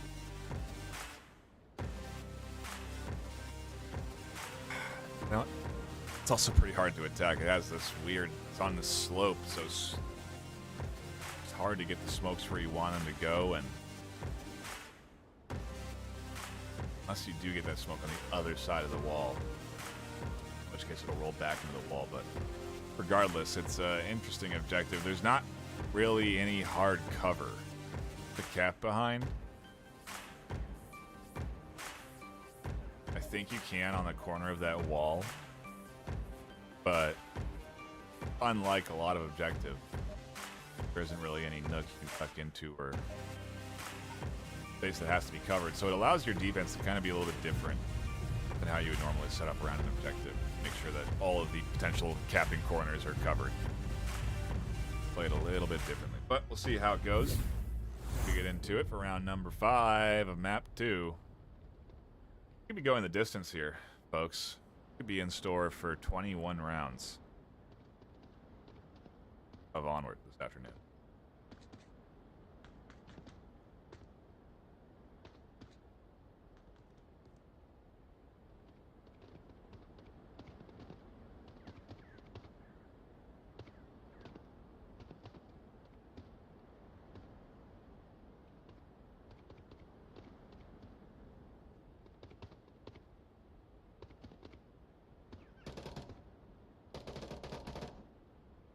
I do like this play from Boss Fight. It's going to get them couple over here into the south side where they do want to approach from the objective, but they do have Emperor covering out the window.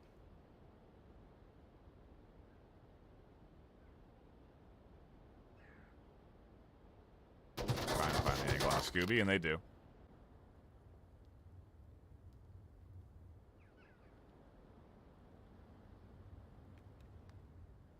They do indeed. And how is the rest of Boss Fight looking on their approach? Looks like we could be running into a quick battle between Sayonara and Mr. Shrimp.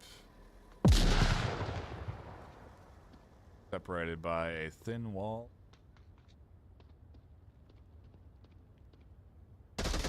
Oh, Sayonara trades with Snooper. Turns it into a 3-4.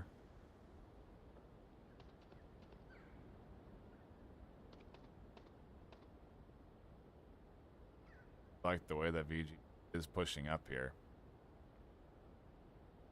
Just does check out and catches them out. Emperor scoops up Radar Head. And the newbies defending nicely. Leggle all alone in their efforts now as Trip swings the corner to shut it down. The newbies taking their Volk round and putting us into series point next round. That was a kind of a counter-aggressive defense in a lot of ways.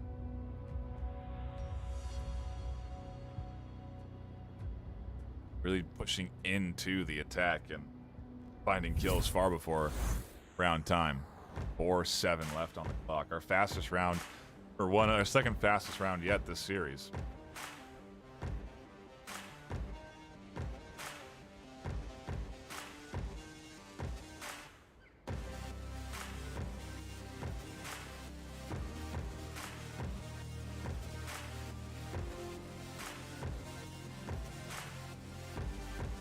Looking at the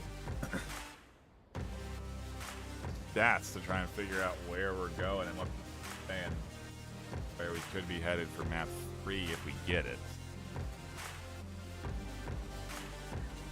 The newbies map pick.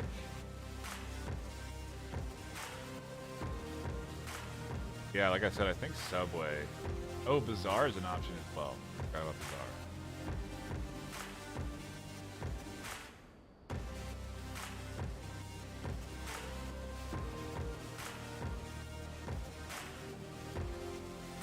Newbies, this is their worst map right now. 5-1 in regular season on Abandoned. They're a point away from securing the series. We'll see if they can lock in their second win of the season on Abandoned, or if Boss Fight continue to trade both rounds. We'll have to see. Newbies get a bit of a different spawn.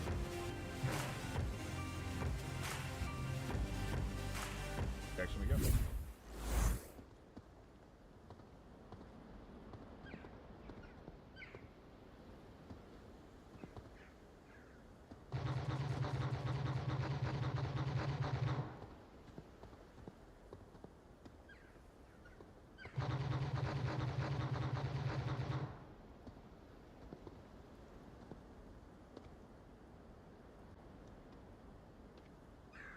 Suppressive fire coming out from Radar, it seems, and certainly does draw the attention of Jason up into these windows.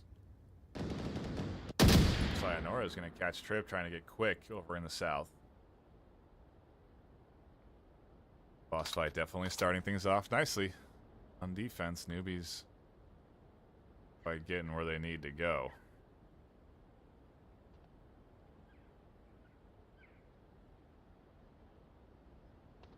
Definitely a long road for Snooper Emperor and Jason. Long road, well defended.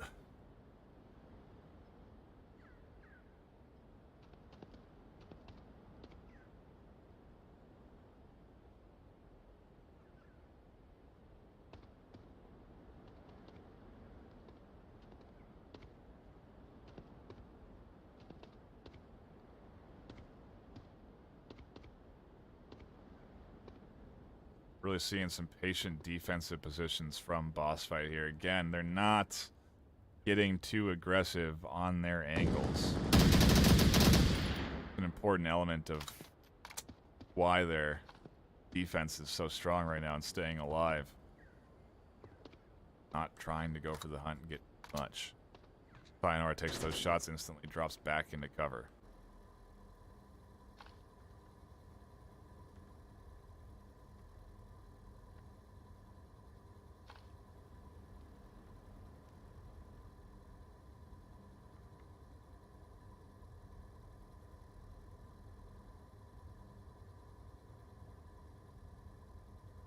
Lego isn't able to identify anything. Jason goes down. Or no, excuse me. Jason finds VG. Radar head catches one out in the open. Jason is pretty close to the objective. There's the coverage. Lego seems to have it. Sayonara also does. They peek out and catch Jason dead out in front of the objective. A nice move there. Likely a call out coming through to inform Sayonara of that threat. As now Snooper is alone in their efforts, 1v4. Headed to around 7. That's for sure. Unless Snooper can clutch a 1v4, of course. I'm not going to count him out yet.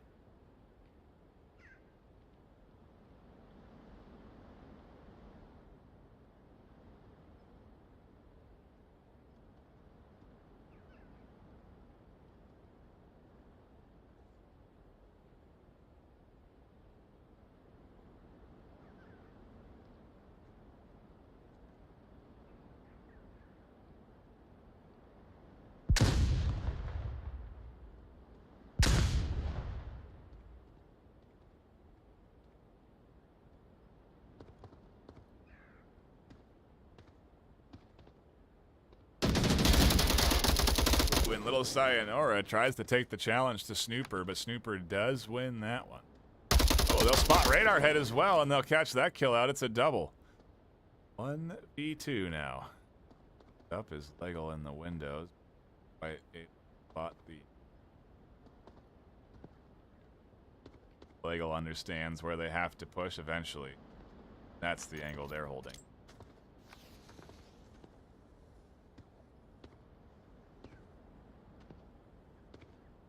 And at 50 left, and that's actually a pretty good smoke. That does get redirected, so they'll be dialed in here. Wide and the Lego does check wide as well, though, aware that that's a threat.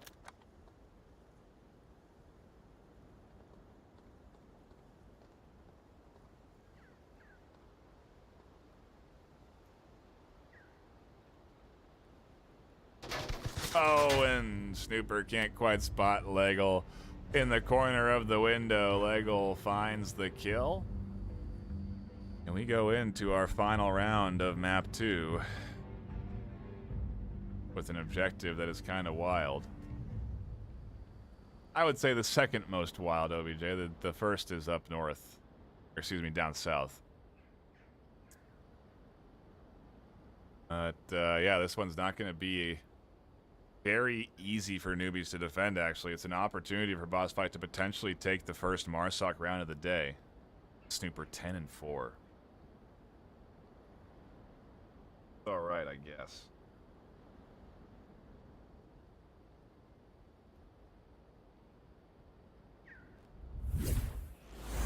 Does go back to my point, though, regardless of the outcome here, map 3 is still important because the rounds won matter. So right now, the score line is 7-6. Let's just say the newbies win and take the series. That map 3 still gets played out. The overall scoreline is 8-6. There's a lot of room there for Boss Fight to actually have a multiple point lead against the newbies and still lose the series technically. In doing so, they would limit themselves in terms of how much they go down in rank significantly. And so that would be the end goal. That's not even the case yet, as Boss Fight is still very much in this, contending for it, looking for this final round to take us to that map 3 decider. See if it's what we get. We go into the action with Boss Fight getting relatively quick spawn here. They'll be able to challenge and potentially find some picks early. The pacing going to be a little bit different, I anticipate, on this round than the last few.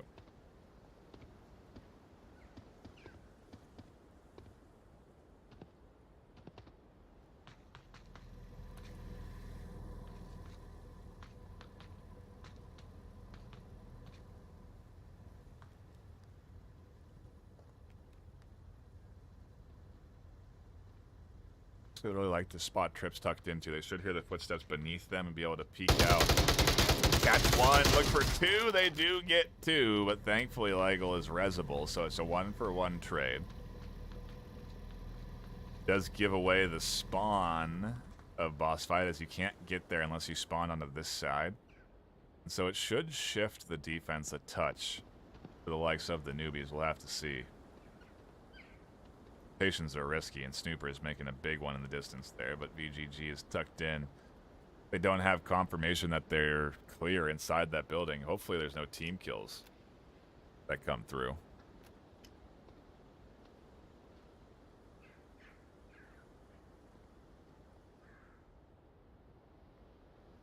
Interesting that Emperor is so far away from objective. I think their intention is to cover the south, but the north has been identified already. Maybe they're worried about a flank rotation to come around behind them, but I don't know that this position is the position to cover that in. I would think the 3-story will provide you a much better perspective of shutting down anyone that's trying to push into the backside of this OBJ, but we'll have to see. That could be the main element that ends up getting the team kill. That was an M203 launch right into the window. Nicely landed on the Shrimp, and then as Shrimp swings out to try and get the res, they find themselves completely trapped. Snooper does get rid of a drone, that's key, but gives away their position.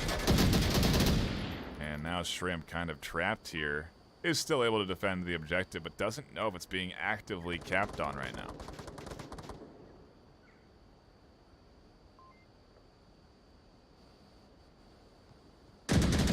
Oh, they do peek out and find radar. Does take us down to 2, and so Snooper in a vital defensive position here. 2 are resible on objective, and so if Emperor can get over here, be able to do and get at least one of these reses. Ideal. They'll get under the nose of VGG. They'll get Shrimp. Jason is still down, but Sayonara has a good line onto that entry point into that space, so it's going to be very hard for Shrimp to push out here. Oh, and they actually do get caught through the metal. Emperor does rotate off and has another angle onto this hole in the wall. I don't think VG can see them tucked up against the cliffside there.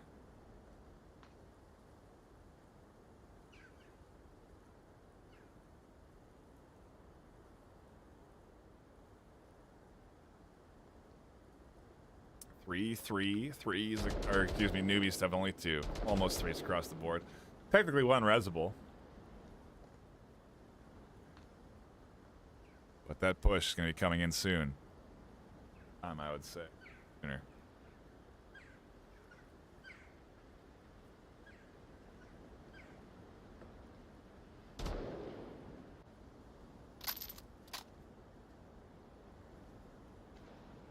Oh, Legal does catch the back of Snooper. That flank position for them does pay off. Checking the tablet and aware now that there's only 1 left alive. It's Emperor holding this down in a 1v. Boss fight are so close to pushing this into a map-free decider. A lot of concern from VGG, rightfully so on the hill, but there's other positions.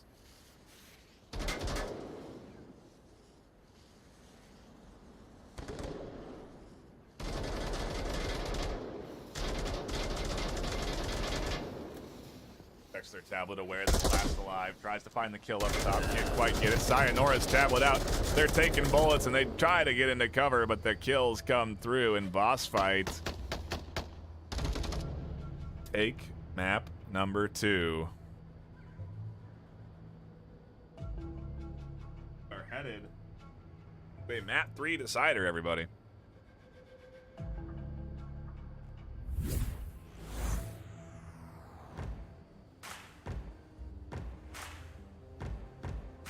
Very nice job there. 10 and 5 from Snooper.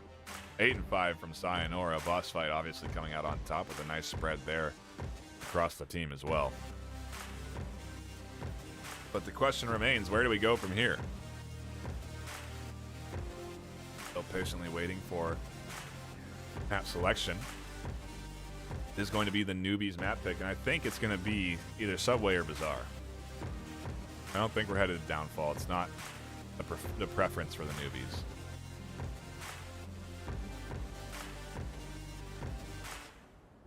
Yeah, I think we're headed for Subway, but we'll have to wait and see. Map 3 decider nonetheless, and that's what we are here for. 14 rounds played out. Will we get 21 is the question. No caps have come through. It has been raiding down, eliminating your opponent, and getting that round 1 so far. We've had close cap attempts. Sure, teams have gotten close to capping, but nothing entered in quite yet. Wonder if we'll see any subs as well from either side. But this map 3 is certainly taking them time to decide on where they want to go.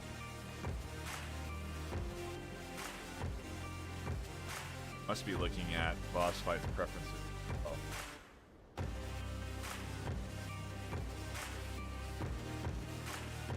Hey, I say Subway is a choice. Boss fight, I've won it twice. Played it twice. They're not exactly unfamiliar with the space, but it is the map played most by the newbies, and so Subway, where we go for map number. This should be interesting because it has the potential to very much. It has the potential to change the pace, but it also doesn't necessarily require it. Subway is certainly a closer quarters map, but there is plenty of routes and opportunities to take where you can really methodically work your way up to an objective and take that full 6 minutes of time. So we may see more of that. Looks like we also have a roster shakeup over on the likes of Boss Fight. Oh, but maybe I'm wrong, as they do now leave. Maybe not a roster shakeup. Maybe one on the newbies. We're still waiting on fifths to connect in for either side.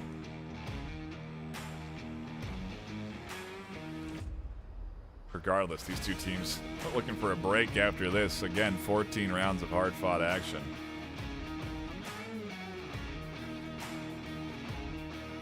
And myself could go for a break. 2 hours of broadcast now. Coming up on probably 2 and 45 at the end of the day, maybe even closer to 3, depending on how quickly we do get into this map 3.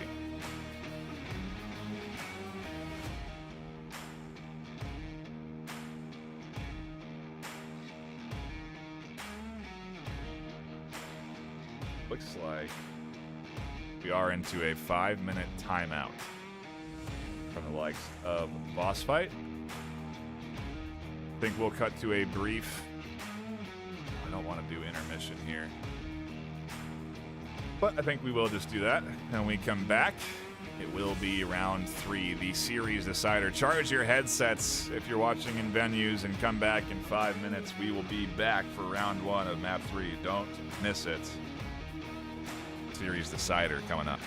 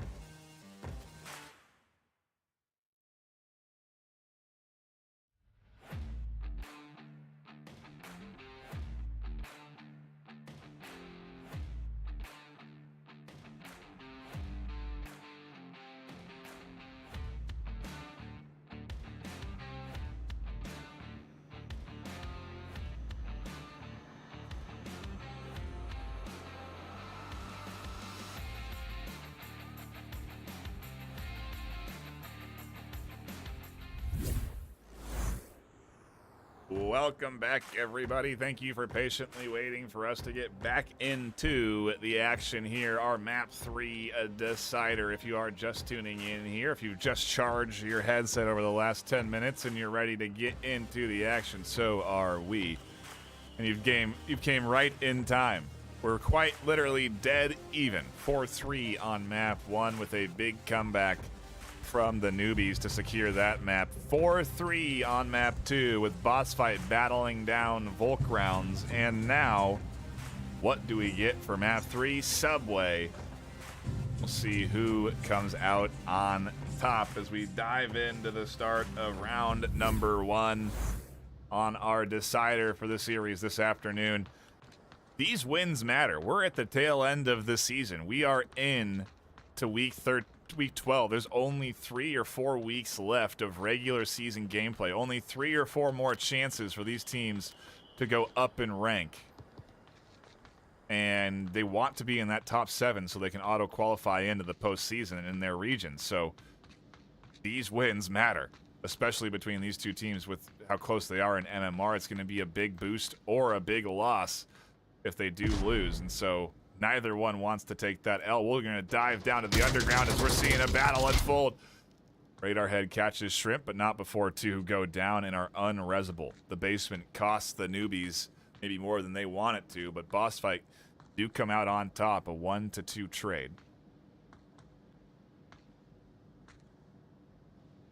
Oh, I have the teams wrong. Whoops. Why is Radarhead on the newbie? Little inside baseball, seeing how it works. Quick change. Apologies for that. The newbies starting things off how they want. 4v3.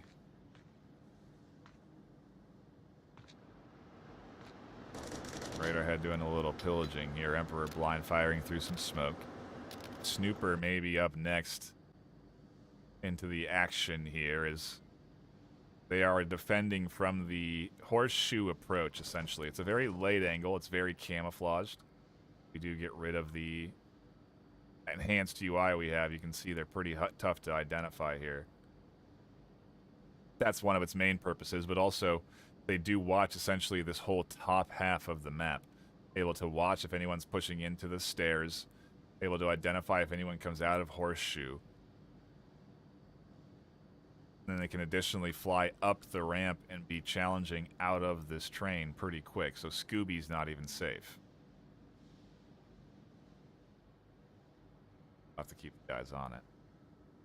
A bit. The rest of the defense patiently waiting downstairs in the basement. That's where the objective is. That's where our first OBJ is. So the newbies have this, the defense, I should say, has this advantage of just needing to stay tucked in and defending these entry points. Snooper, like I said, could be a threat. Pops up and over to catch at least VGG out in the open. And now Scooby's looking for a piece, but they don't quite know where Snooper is. Probably a good guess, though. Scooby pretty aware of potential positions, and Snooper does catch the kill. Another angle from Radarhead trying to identify the head of Snooper here. They're the last attacker, so they need to get Snooper down if they want to push in from this top half. But otherwise, the newbies looking good right now in a 4v1.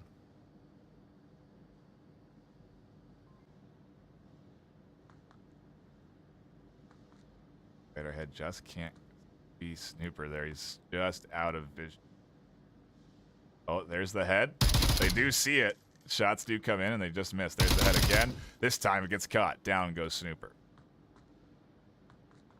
1v3, and now the hard part's ahead of them. How do they push down to this objective? Does Radar have an accurate kill count? At the very least, they know they got 2. Because they are responsible for those 2 kills so far. If nothing else, they should, yeah, like I said, no, there's at least 3 left. 1v3s aren't impossible. But I do wonder what the plan of approach will be. There's all kinds of potential threats here. C4 placements on the stairwells.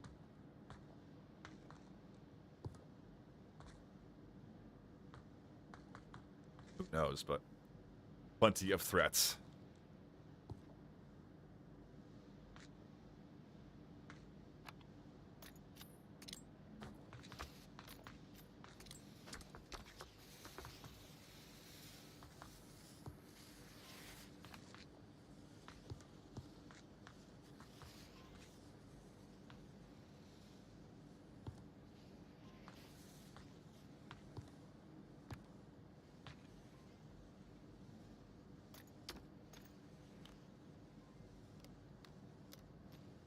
Pillaging out any resources they can find.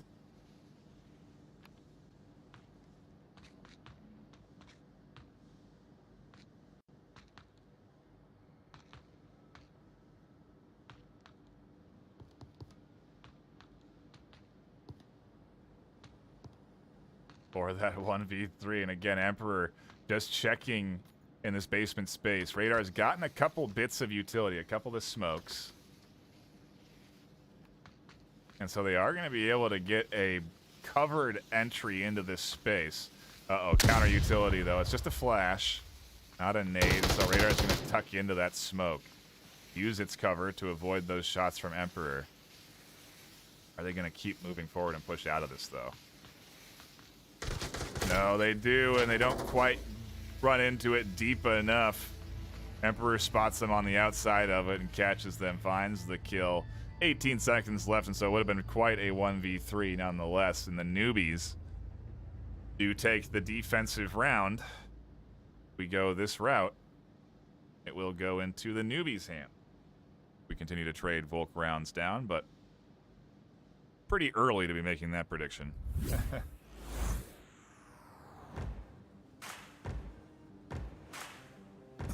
Little early to be making that prediction. Nonetheless, this is newbies map pick.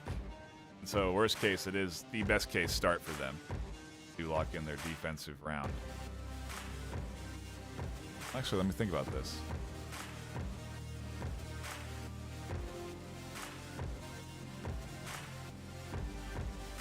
Newbies picked side. That's why it took so long to get our third map. So the home team has the option to either pick Marsoc and Volk. They can pick what side they start on, or they can pick the map. And so I think newbies pick side because they started Volk.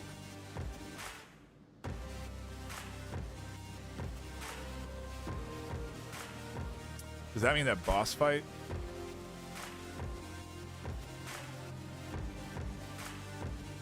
No, they won their Marsoc round in the 3-3. That's right. They didn't trade down Volk rounds all the way. They won their Marsoc round and abandoned. So yeah, the newbies had to have picked side. And then boss fight chose the map.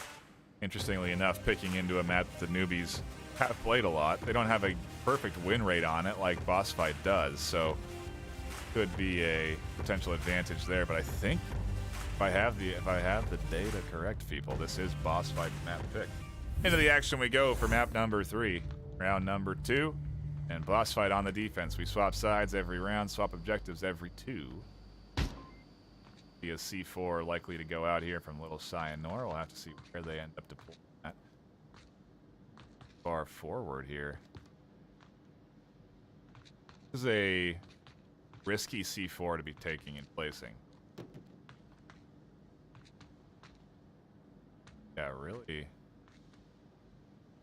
Placement.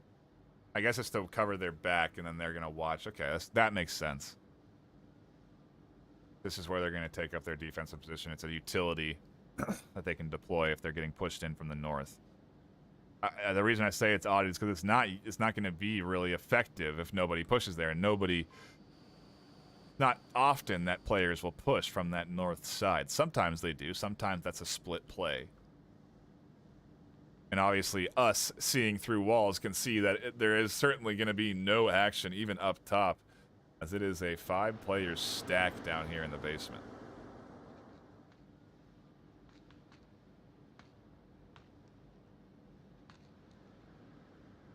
And I wonder if they're all planning on exiting from this one base. There's the C4.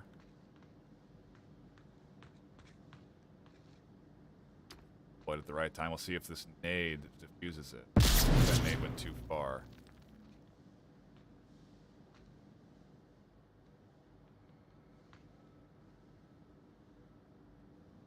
And it's actually interesting. I wonder how effective that'll should do good work close to it, but I think that that's also a bit of coverage from the nade potentially.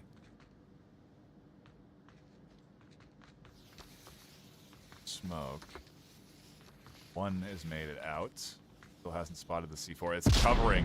That's what it is doing. It's denying vision around the C4. The C4 does get detonated, but Trip wasn't pushed out yet. And so Scooby doesn't have a clear angle there. Legel does catch Emperor on the backside, but Emperor catches Scooby on the short corner.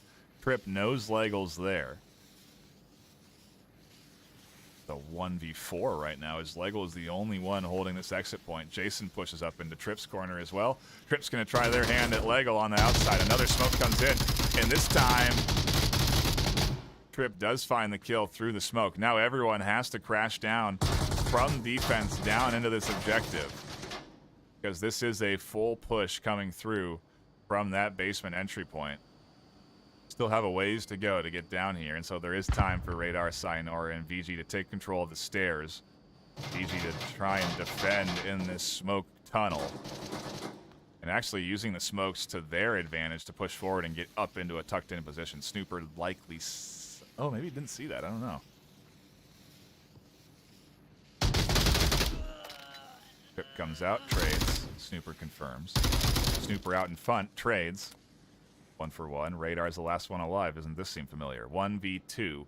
And they're holding the end-all be-all angle. So I think they can rotate higher up on that track and avoid this line. Radar really has to go prone to get the full effect of this angle. I don't think they want to limit their maneuverability like that. Though they're holding this end all be all angle. Snooper's there. Snooper finds the kill. Newbies take a Marsoc round. They all 5 push the basement, and frankly, it throws boss fight off. It's a 5v2 for the most part of that fight. And then it's a retake for boss fight where they're trying to come down through their stairs and retake the objective. Wow. Not a premium way. Not exactly.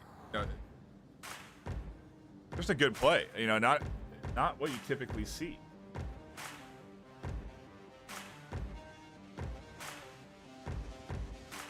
And so it ends up really throwing off the defense, and they're anticipating a bit more of a spread. 1 or 2 in the basement, maybe. 1 coming in from Horseshoe up top, 1 coming in from the north, even potentially 1 coming in from the south. They had 3 set up in the top floor, and ultimately all 5 push in from the basement for the newbies. It just has its risks. That's why you don't see it oftenly done. It's because it is a dangerous strategy, but that's the beauty of Onward, is that risk reward is always there. If executed right, it pays off, and they don't get downed by the C4. That's a big element. Maybe that C4 placement has to be revisited, because I think if it was where it normally is, just up on the Horseshoe there, it could have been diffused. Could have been spotted and diffused, but it wouldn't have been killed by that grenade. So I don't know. Regardless, we go into the action for round number 3 with an opportunity for boss fight to cap, frankly, the North OBJ. How does boss fight approach this? How do they push this objective? There's a pretty clear meta strategy that I've seen deployed from them, and we could be in store for that. We could be in store for that here. Newbies should be ready for a north push. There's an M203 that should land in the stairs. Nade comes up and over. And yeah, look at that M203. That's actually a defensive smoke, interestingly enough. Where did the M203 land, I wonder? Maybe it didn't land here, but either way, there's a smoke here. Mr. Tripp's trying to battle through it. A ton of suppressive fire, and it's going to pay off for boss fight as they all blind fire their way to a kill, and this is the push. Is there another M203 is the question, so that they can blind Snooper here, who's prone, turned sideways, looking to really try and catch a toe or an ankle.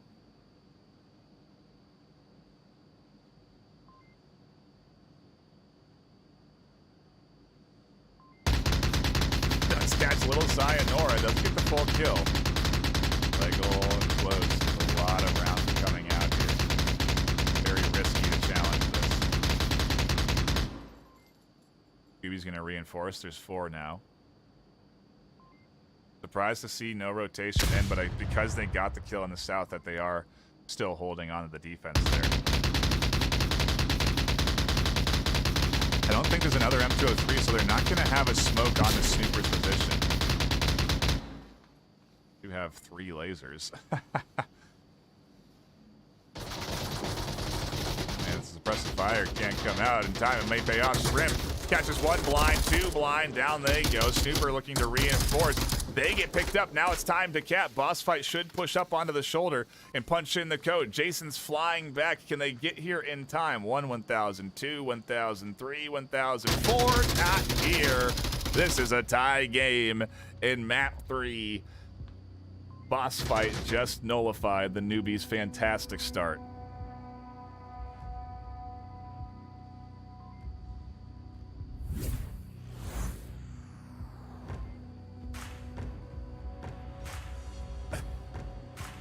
We go into the real meat and potatoes. The real test of time sort of thing here.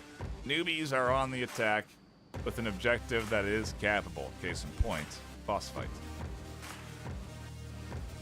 Boss fight, have to know this, and so you almost have to play your defensive strategy a little differently in a situation like this, where you really do want to prioritize more heavily defending the objective. I would think maybe only send 1 to really be out and watching the south, and then you have 4 with maybe the 3-way setup that they had. Maybe send up 2 up the stairs instead of 1, but really prioritize the on-objective defense. Yes, it does pose the risk that then the team can push in from the south and try and cap that way. But that's a much harder approach than pushing in down the stairs, killing your defense, and then having a hard corner to cap on. There is a hard corner to cap on from the south, but again, it's harder to get there. At least in my opinion. So we'll have to see how Boss Fight want to approach this. And then this is the thought process that's going in your head, right? Maybe the newbies throw a curveball at us. Maybe they stack 4 south, 1 north. Draw our attention north with an LMG, send 4 through the south. Who knows? Either way, this objective is scary. We'll have to see how the newbies want to try and bounce back. If they aren't emotionally detached right now, if they aren't feeling too tilted from that 2-0 loss in lead. We will have to see. It looks like they're at least sending 1 LMG south, 1 individual down into the basement, 1 horseshoe, the full spread. More heavily focused into the south, though, with indications that it is a heavy north push. C4 gets detonated. Lego almost goes down. A nade comes in. Emperor tucks back in time for that to be ineffective, but a lot of utility. A lot of utility. A lot of grenades coming in. That's a lot of points invested into that utility, and Lego is going to die. Emperor gets control. Another piece of utility coming up. This time a nade. Another counter piece of utility. This time a nade. Lego goes down for the 2nd time. Radar's res does not pay in dividends. Newbies have taken control of this upper half. Let's turn the lights on, why don't we? And they've flared radar head, interestingly enough. Gonna make it easier to identify them in those dark corners.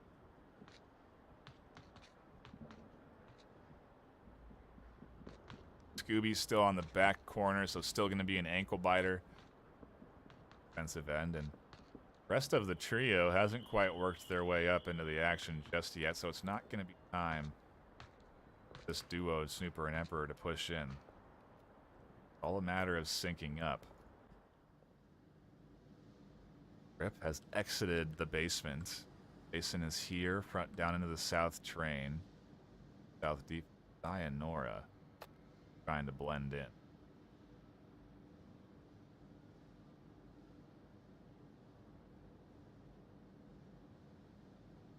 Rip up ahead.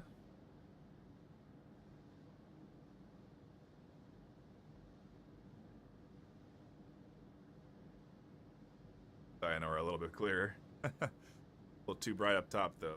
They are very well blended in. It is a not too uncommon defensive position, though.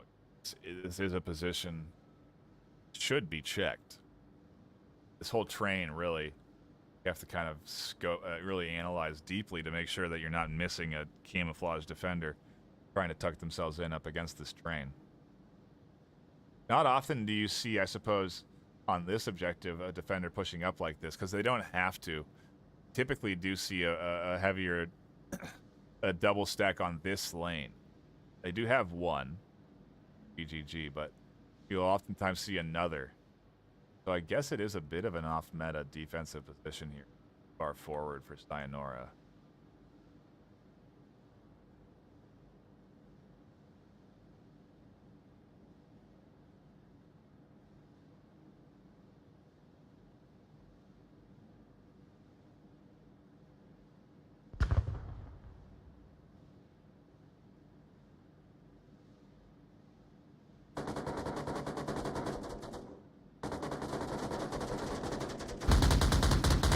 Shuts down the duo in the north. They try to push in. The rest of the south gets picked up. Sayonara finds one.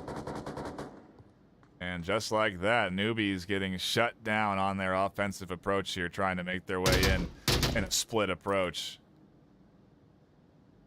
Mr. Tripp is alone in their efforts now.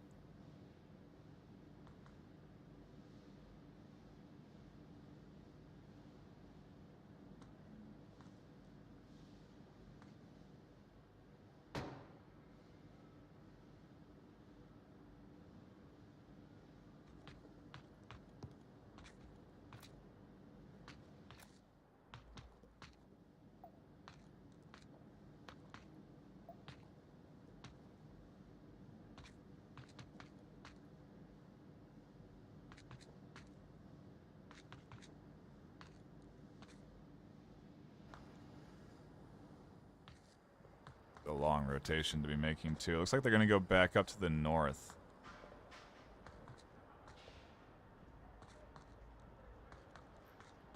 From there, I wonder what their plan really is, because again, you still have to deal with that angle from Scooby. Radar can then peek out. Tough. You have to get rid of radar first, but you can't get up to radar without Scooby being a threat. You don't have any utility to throw down to radar.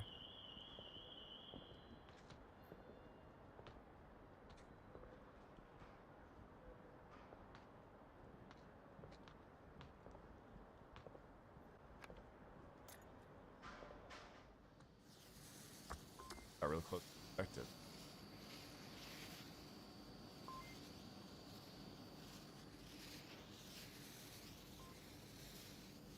A good smoke. Does catch radar head out, but Scooby still has a line over the top of it. They'll find the kill, and Bots Fight will find the defensive round W. Just a point away from taking the series. What a fight it has been. Snow Peak starting so well for them, 3-0 out the gate. I was concerned that Boss Fight were maybe just going to run away with the series, but whether I cursed it or not, I did preface that the newbies are not a team that really kind of throws the towel in, and at this level, comebacks are possible. So a 4-0 comeback indeed happened. Battled down to the final round on Abandoned. Now here we are, 3-2. New objective, upstairs, but not up in the, I guess the main floor of the subway. Not up in the market or the north, south stairwell? North stairwell. South stairwell. Heather. So there are still options for those upstairs objectives, but I don't know. This one's interesting. Kind of hard to cap on lately. Team's just been struggling to get up to these corners, and I think it's because the defenses have been really cognizant of the threat that this objective poses itself. I mean, you can push to this pillar and be punching in the code. I think you have to extend a little bit out. Can't cap behind the coke, but there's just the map is the real threat. If you lose control of the north, things can go wrong quick because this cap behind this map. And so there is just a few little bits of cover to kind of utilize. If there's a well-placed smoke, you can stick your tablet out prone and be capping with a good bit of cover. There are options for this one. And so we'll have to see how the newbies defend. Get into it for round number 6. Series decider on our hands here. 1 round away from boss fight locking in the W. 2 rounds away from the newbies doing it, but we'll have to see what we get. Like it's going to be a 3-2 split. Grimp should bring the footsteps beneath them, aware of a presence in the basement. Won't hear the duo up top, but now they will. LMG fire coming in. Quickly enough. Suppressing fire to allow for the push forward. Try and limit anyone peeking. And in the meantime, the basement has gotten shut down. Snooper taking care of Legal. Sayonara. Another goes down. Sure where. Over in the... Oh, by a C4. Interesting. A pretty tucked in C4 in the back. Trip is going to try and swing. There's a smoke here, blinding vision for Trip, so they can't quite see Radar. Scooby who ends up finding the kill, not Radar. Scooby and VGG alive in the horseshoe now. 1 dead for the newbies. Horseshoe control is powerful, and Emperor is here to relinquish that control.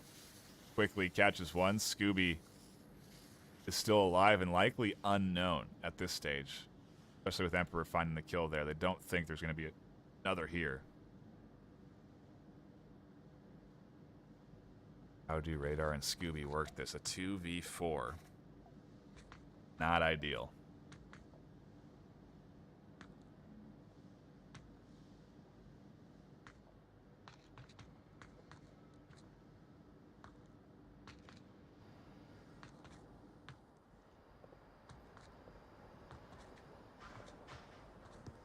There's 4 minutes left on this clock to work with. See what Radar does. Scooby gonna maintain horseshoe control. It's powerful to have, and if Emperor picks up here, they could go down because they're not expecting a second attacker, especially after they downed one already. So Scooby now has control of the horseshoe. They don't know they have full control. They do, and they can loot and pillage their teammates and their enemies for any resources. We're into a 2v3. Starts to look more and more manageable for boss fight. Newbies still have control over the objective space, but for how long is the question as Radar Head has made its way down into the south.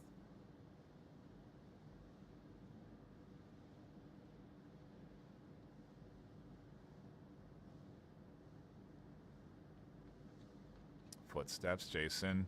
Not identifying this. Radar Head does connect, almost missing. That would have been devastating if Jason had snapped 2 and found Radar out in the open.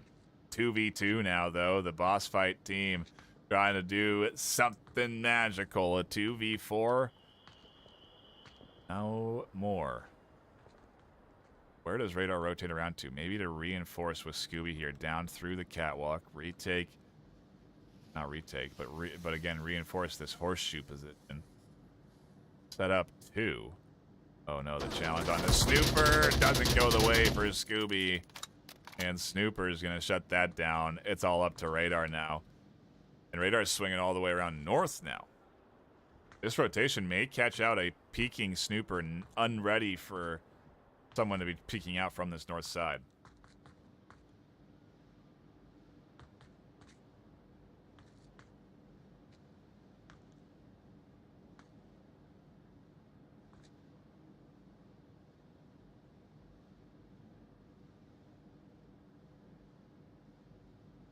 minutes left. Snooper. Not overexposing themselves. They're able to check that horseshoe stairwell without having to actually put their head out, up, and over where radar head can catch it.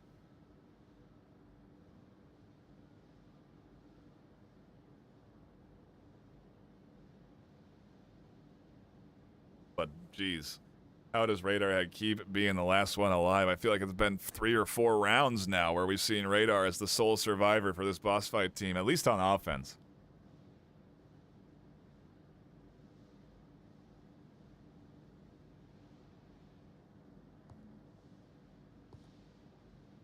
Has dropped off of their stairwell they were defending from. And there's no coverage of the map. Radar could cap very easily. So they're going to go into the basement, take control of the basement. Hope that's peeks here.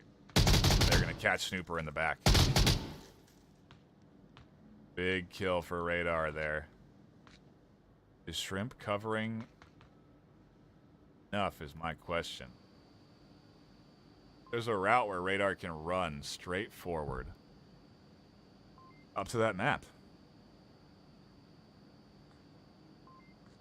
Oh, he dumps back into the... Playing here, Radar. Oh, spots it out, and there's the kill for Shrimp. The newbies hold on. Wow. Oh, he was trying to get up the ramp, it looked like. Yeah, this would have been the ramp to go for. But even that was covered. So they did have eyes on the ramp, which was the ultimate entry point. We're into round 7. 21 rounds of action here this afternoon. Almost 3 hours of Onward gameplay. What do you want? What more could you ask for? Tell me.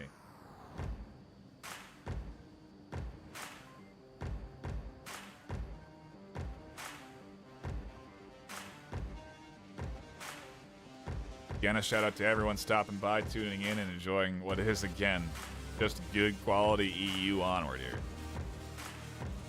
2 teams that know the ins and outs of the game, know the ins and outs of each other's styles and even, you know, rosters and players. It's a lot of knowledge and experience going into this gameplay here, and it really has been fun to watch. Hopefully informative for a lot of folks, because everything that happens is intentional from these 2 teams. The smokes, grenades, the flashes. It is not a sort of random thing that comes in. It's okay, you're going to throw a flash here, I'll follow up with this, then we're going to hit him with another one, then another one, then we're going to hit him over here at this court. You know, like, there is intention behind every utility use, and you know, it's always so great to see. You get to watch 2 teams like this at this level duke it out. To this level too, I mean, can't get much better than this. It is an absolute dead even brawl. Scoreline dead even. Overall, oh, the math, 11-11 right now.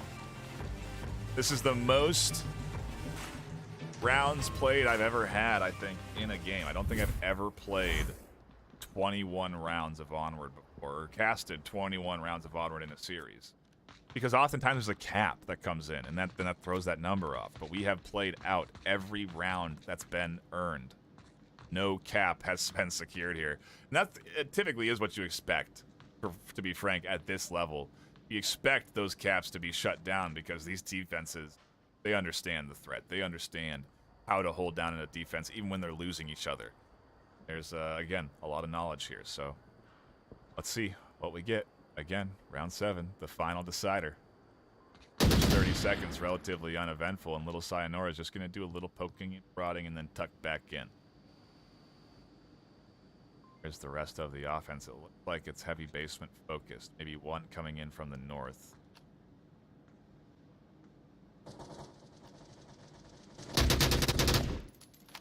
battle here for the entryway. Mr. Trips coming in and a defensive smoke gets thrown.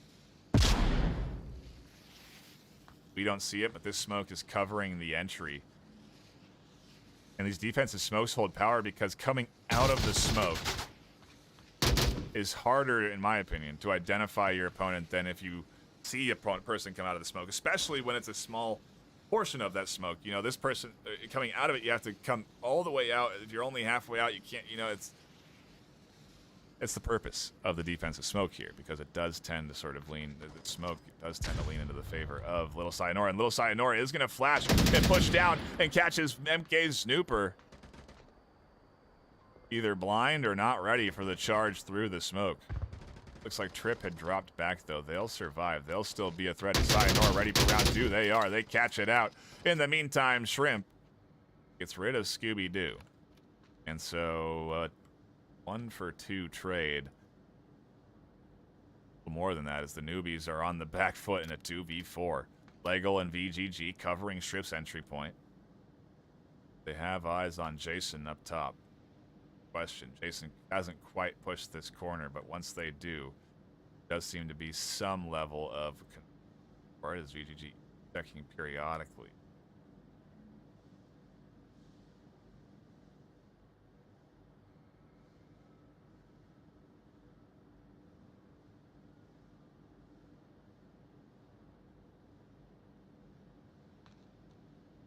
If Jason up and up for this, no, they're going to spot it out. They're going to catch the kill. Boss fight are looking good. It's all up to Mr. Shrimp, the 1v4 clutch. Can it be executed here is the question. 21 rounds to lead to this.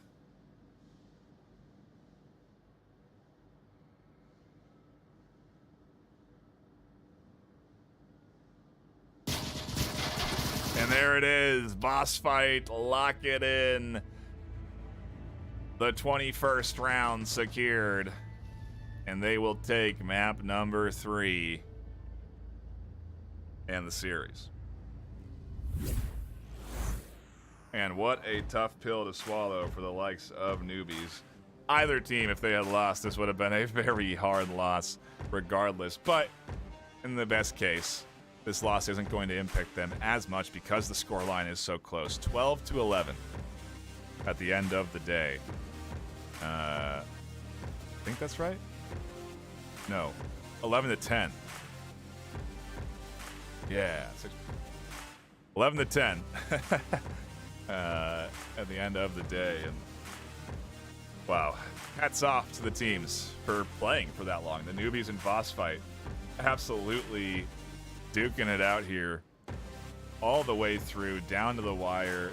Happy that we tuned into this one. Happy to have it live on Twitch, Facebook, YouTube, and venues. And I appreciate everybody that has been tuning in here, cheering on for these teams, because this has been an awesome series to tune into. This is what I'm looking forward to when we get into the regional finals. This is a preview of a lot of ways of what to expect there in that bracket. And so I'm very excited already to look for, you know, that's again happening middle of October.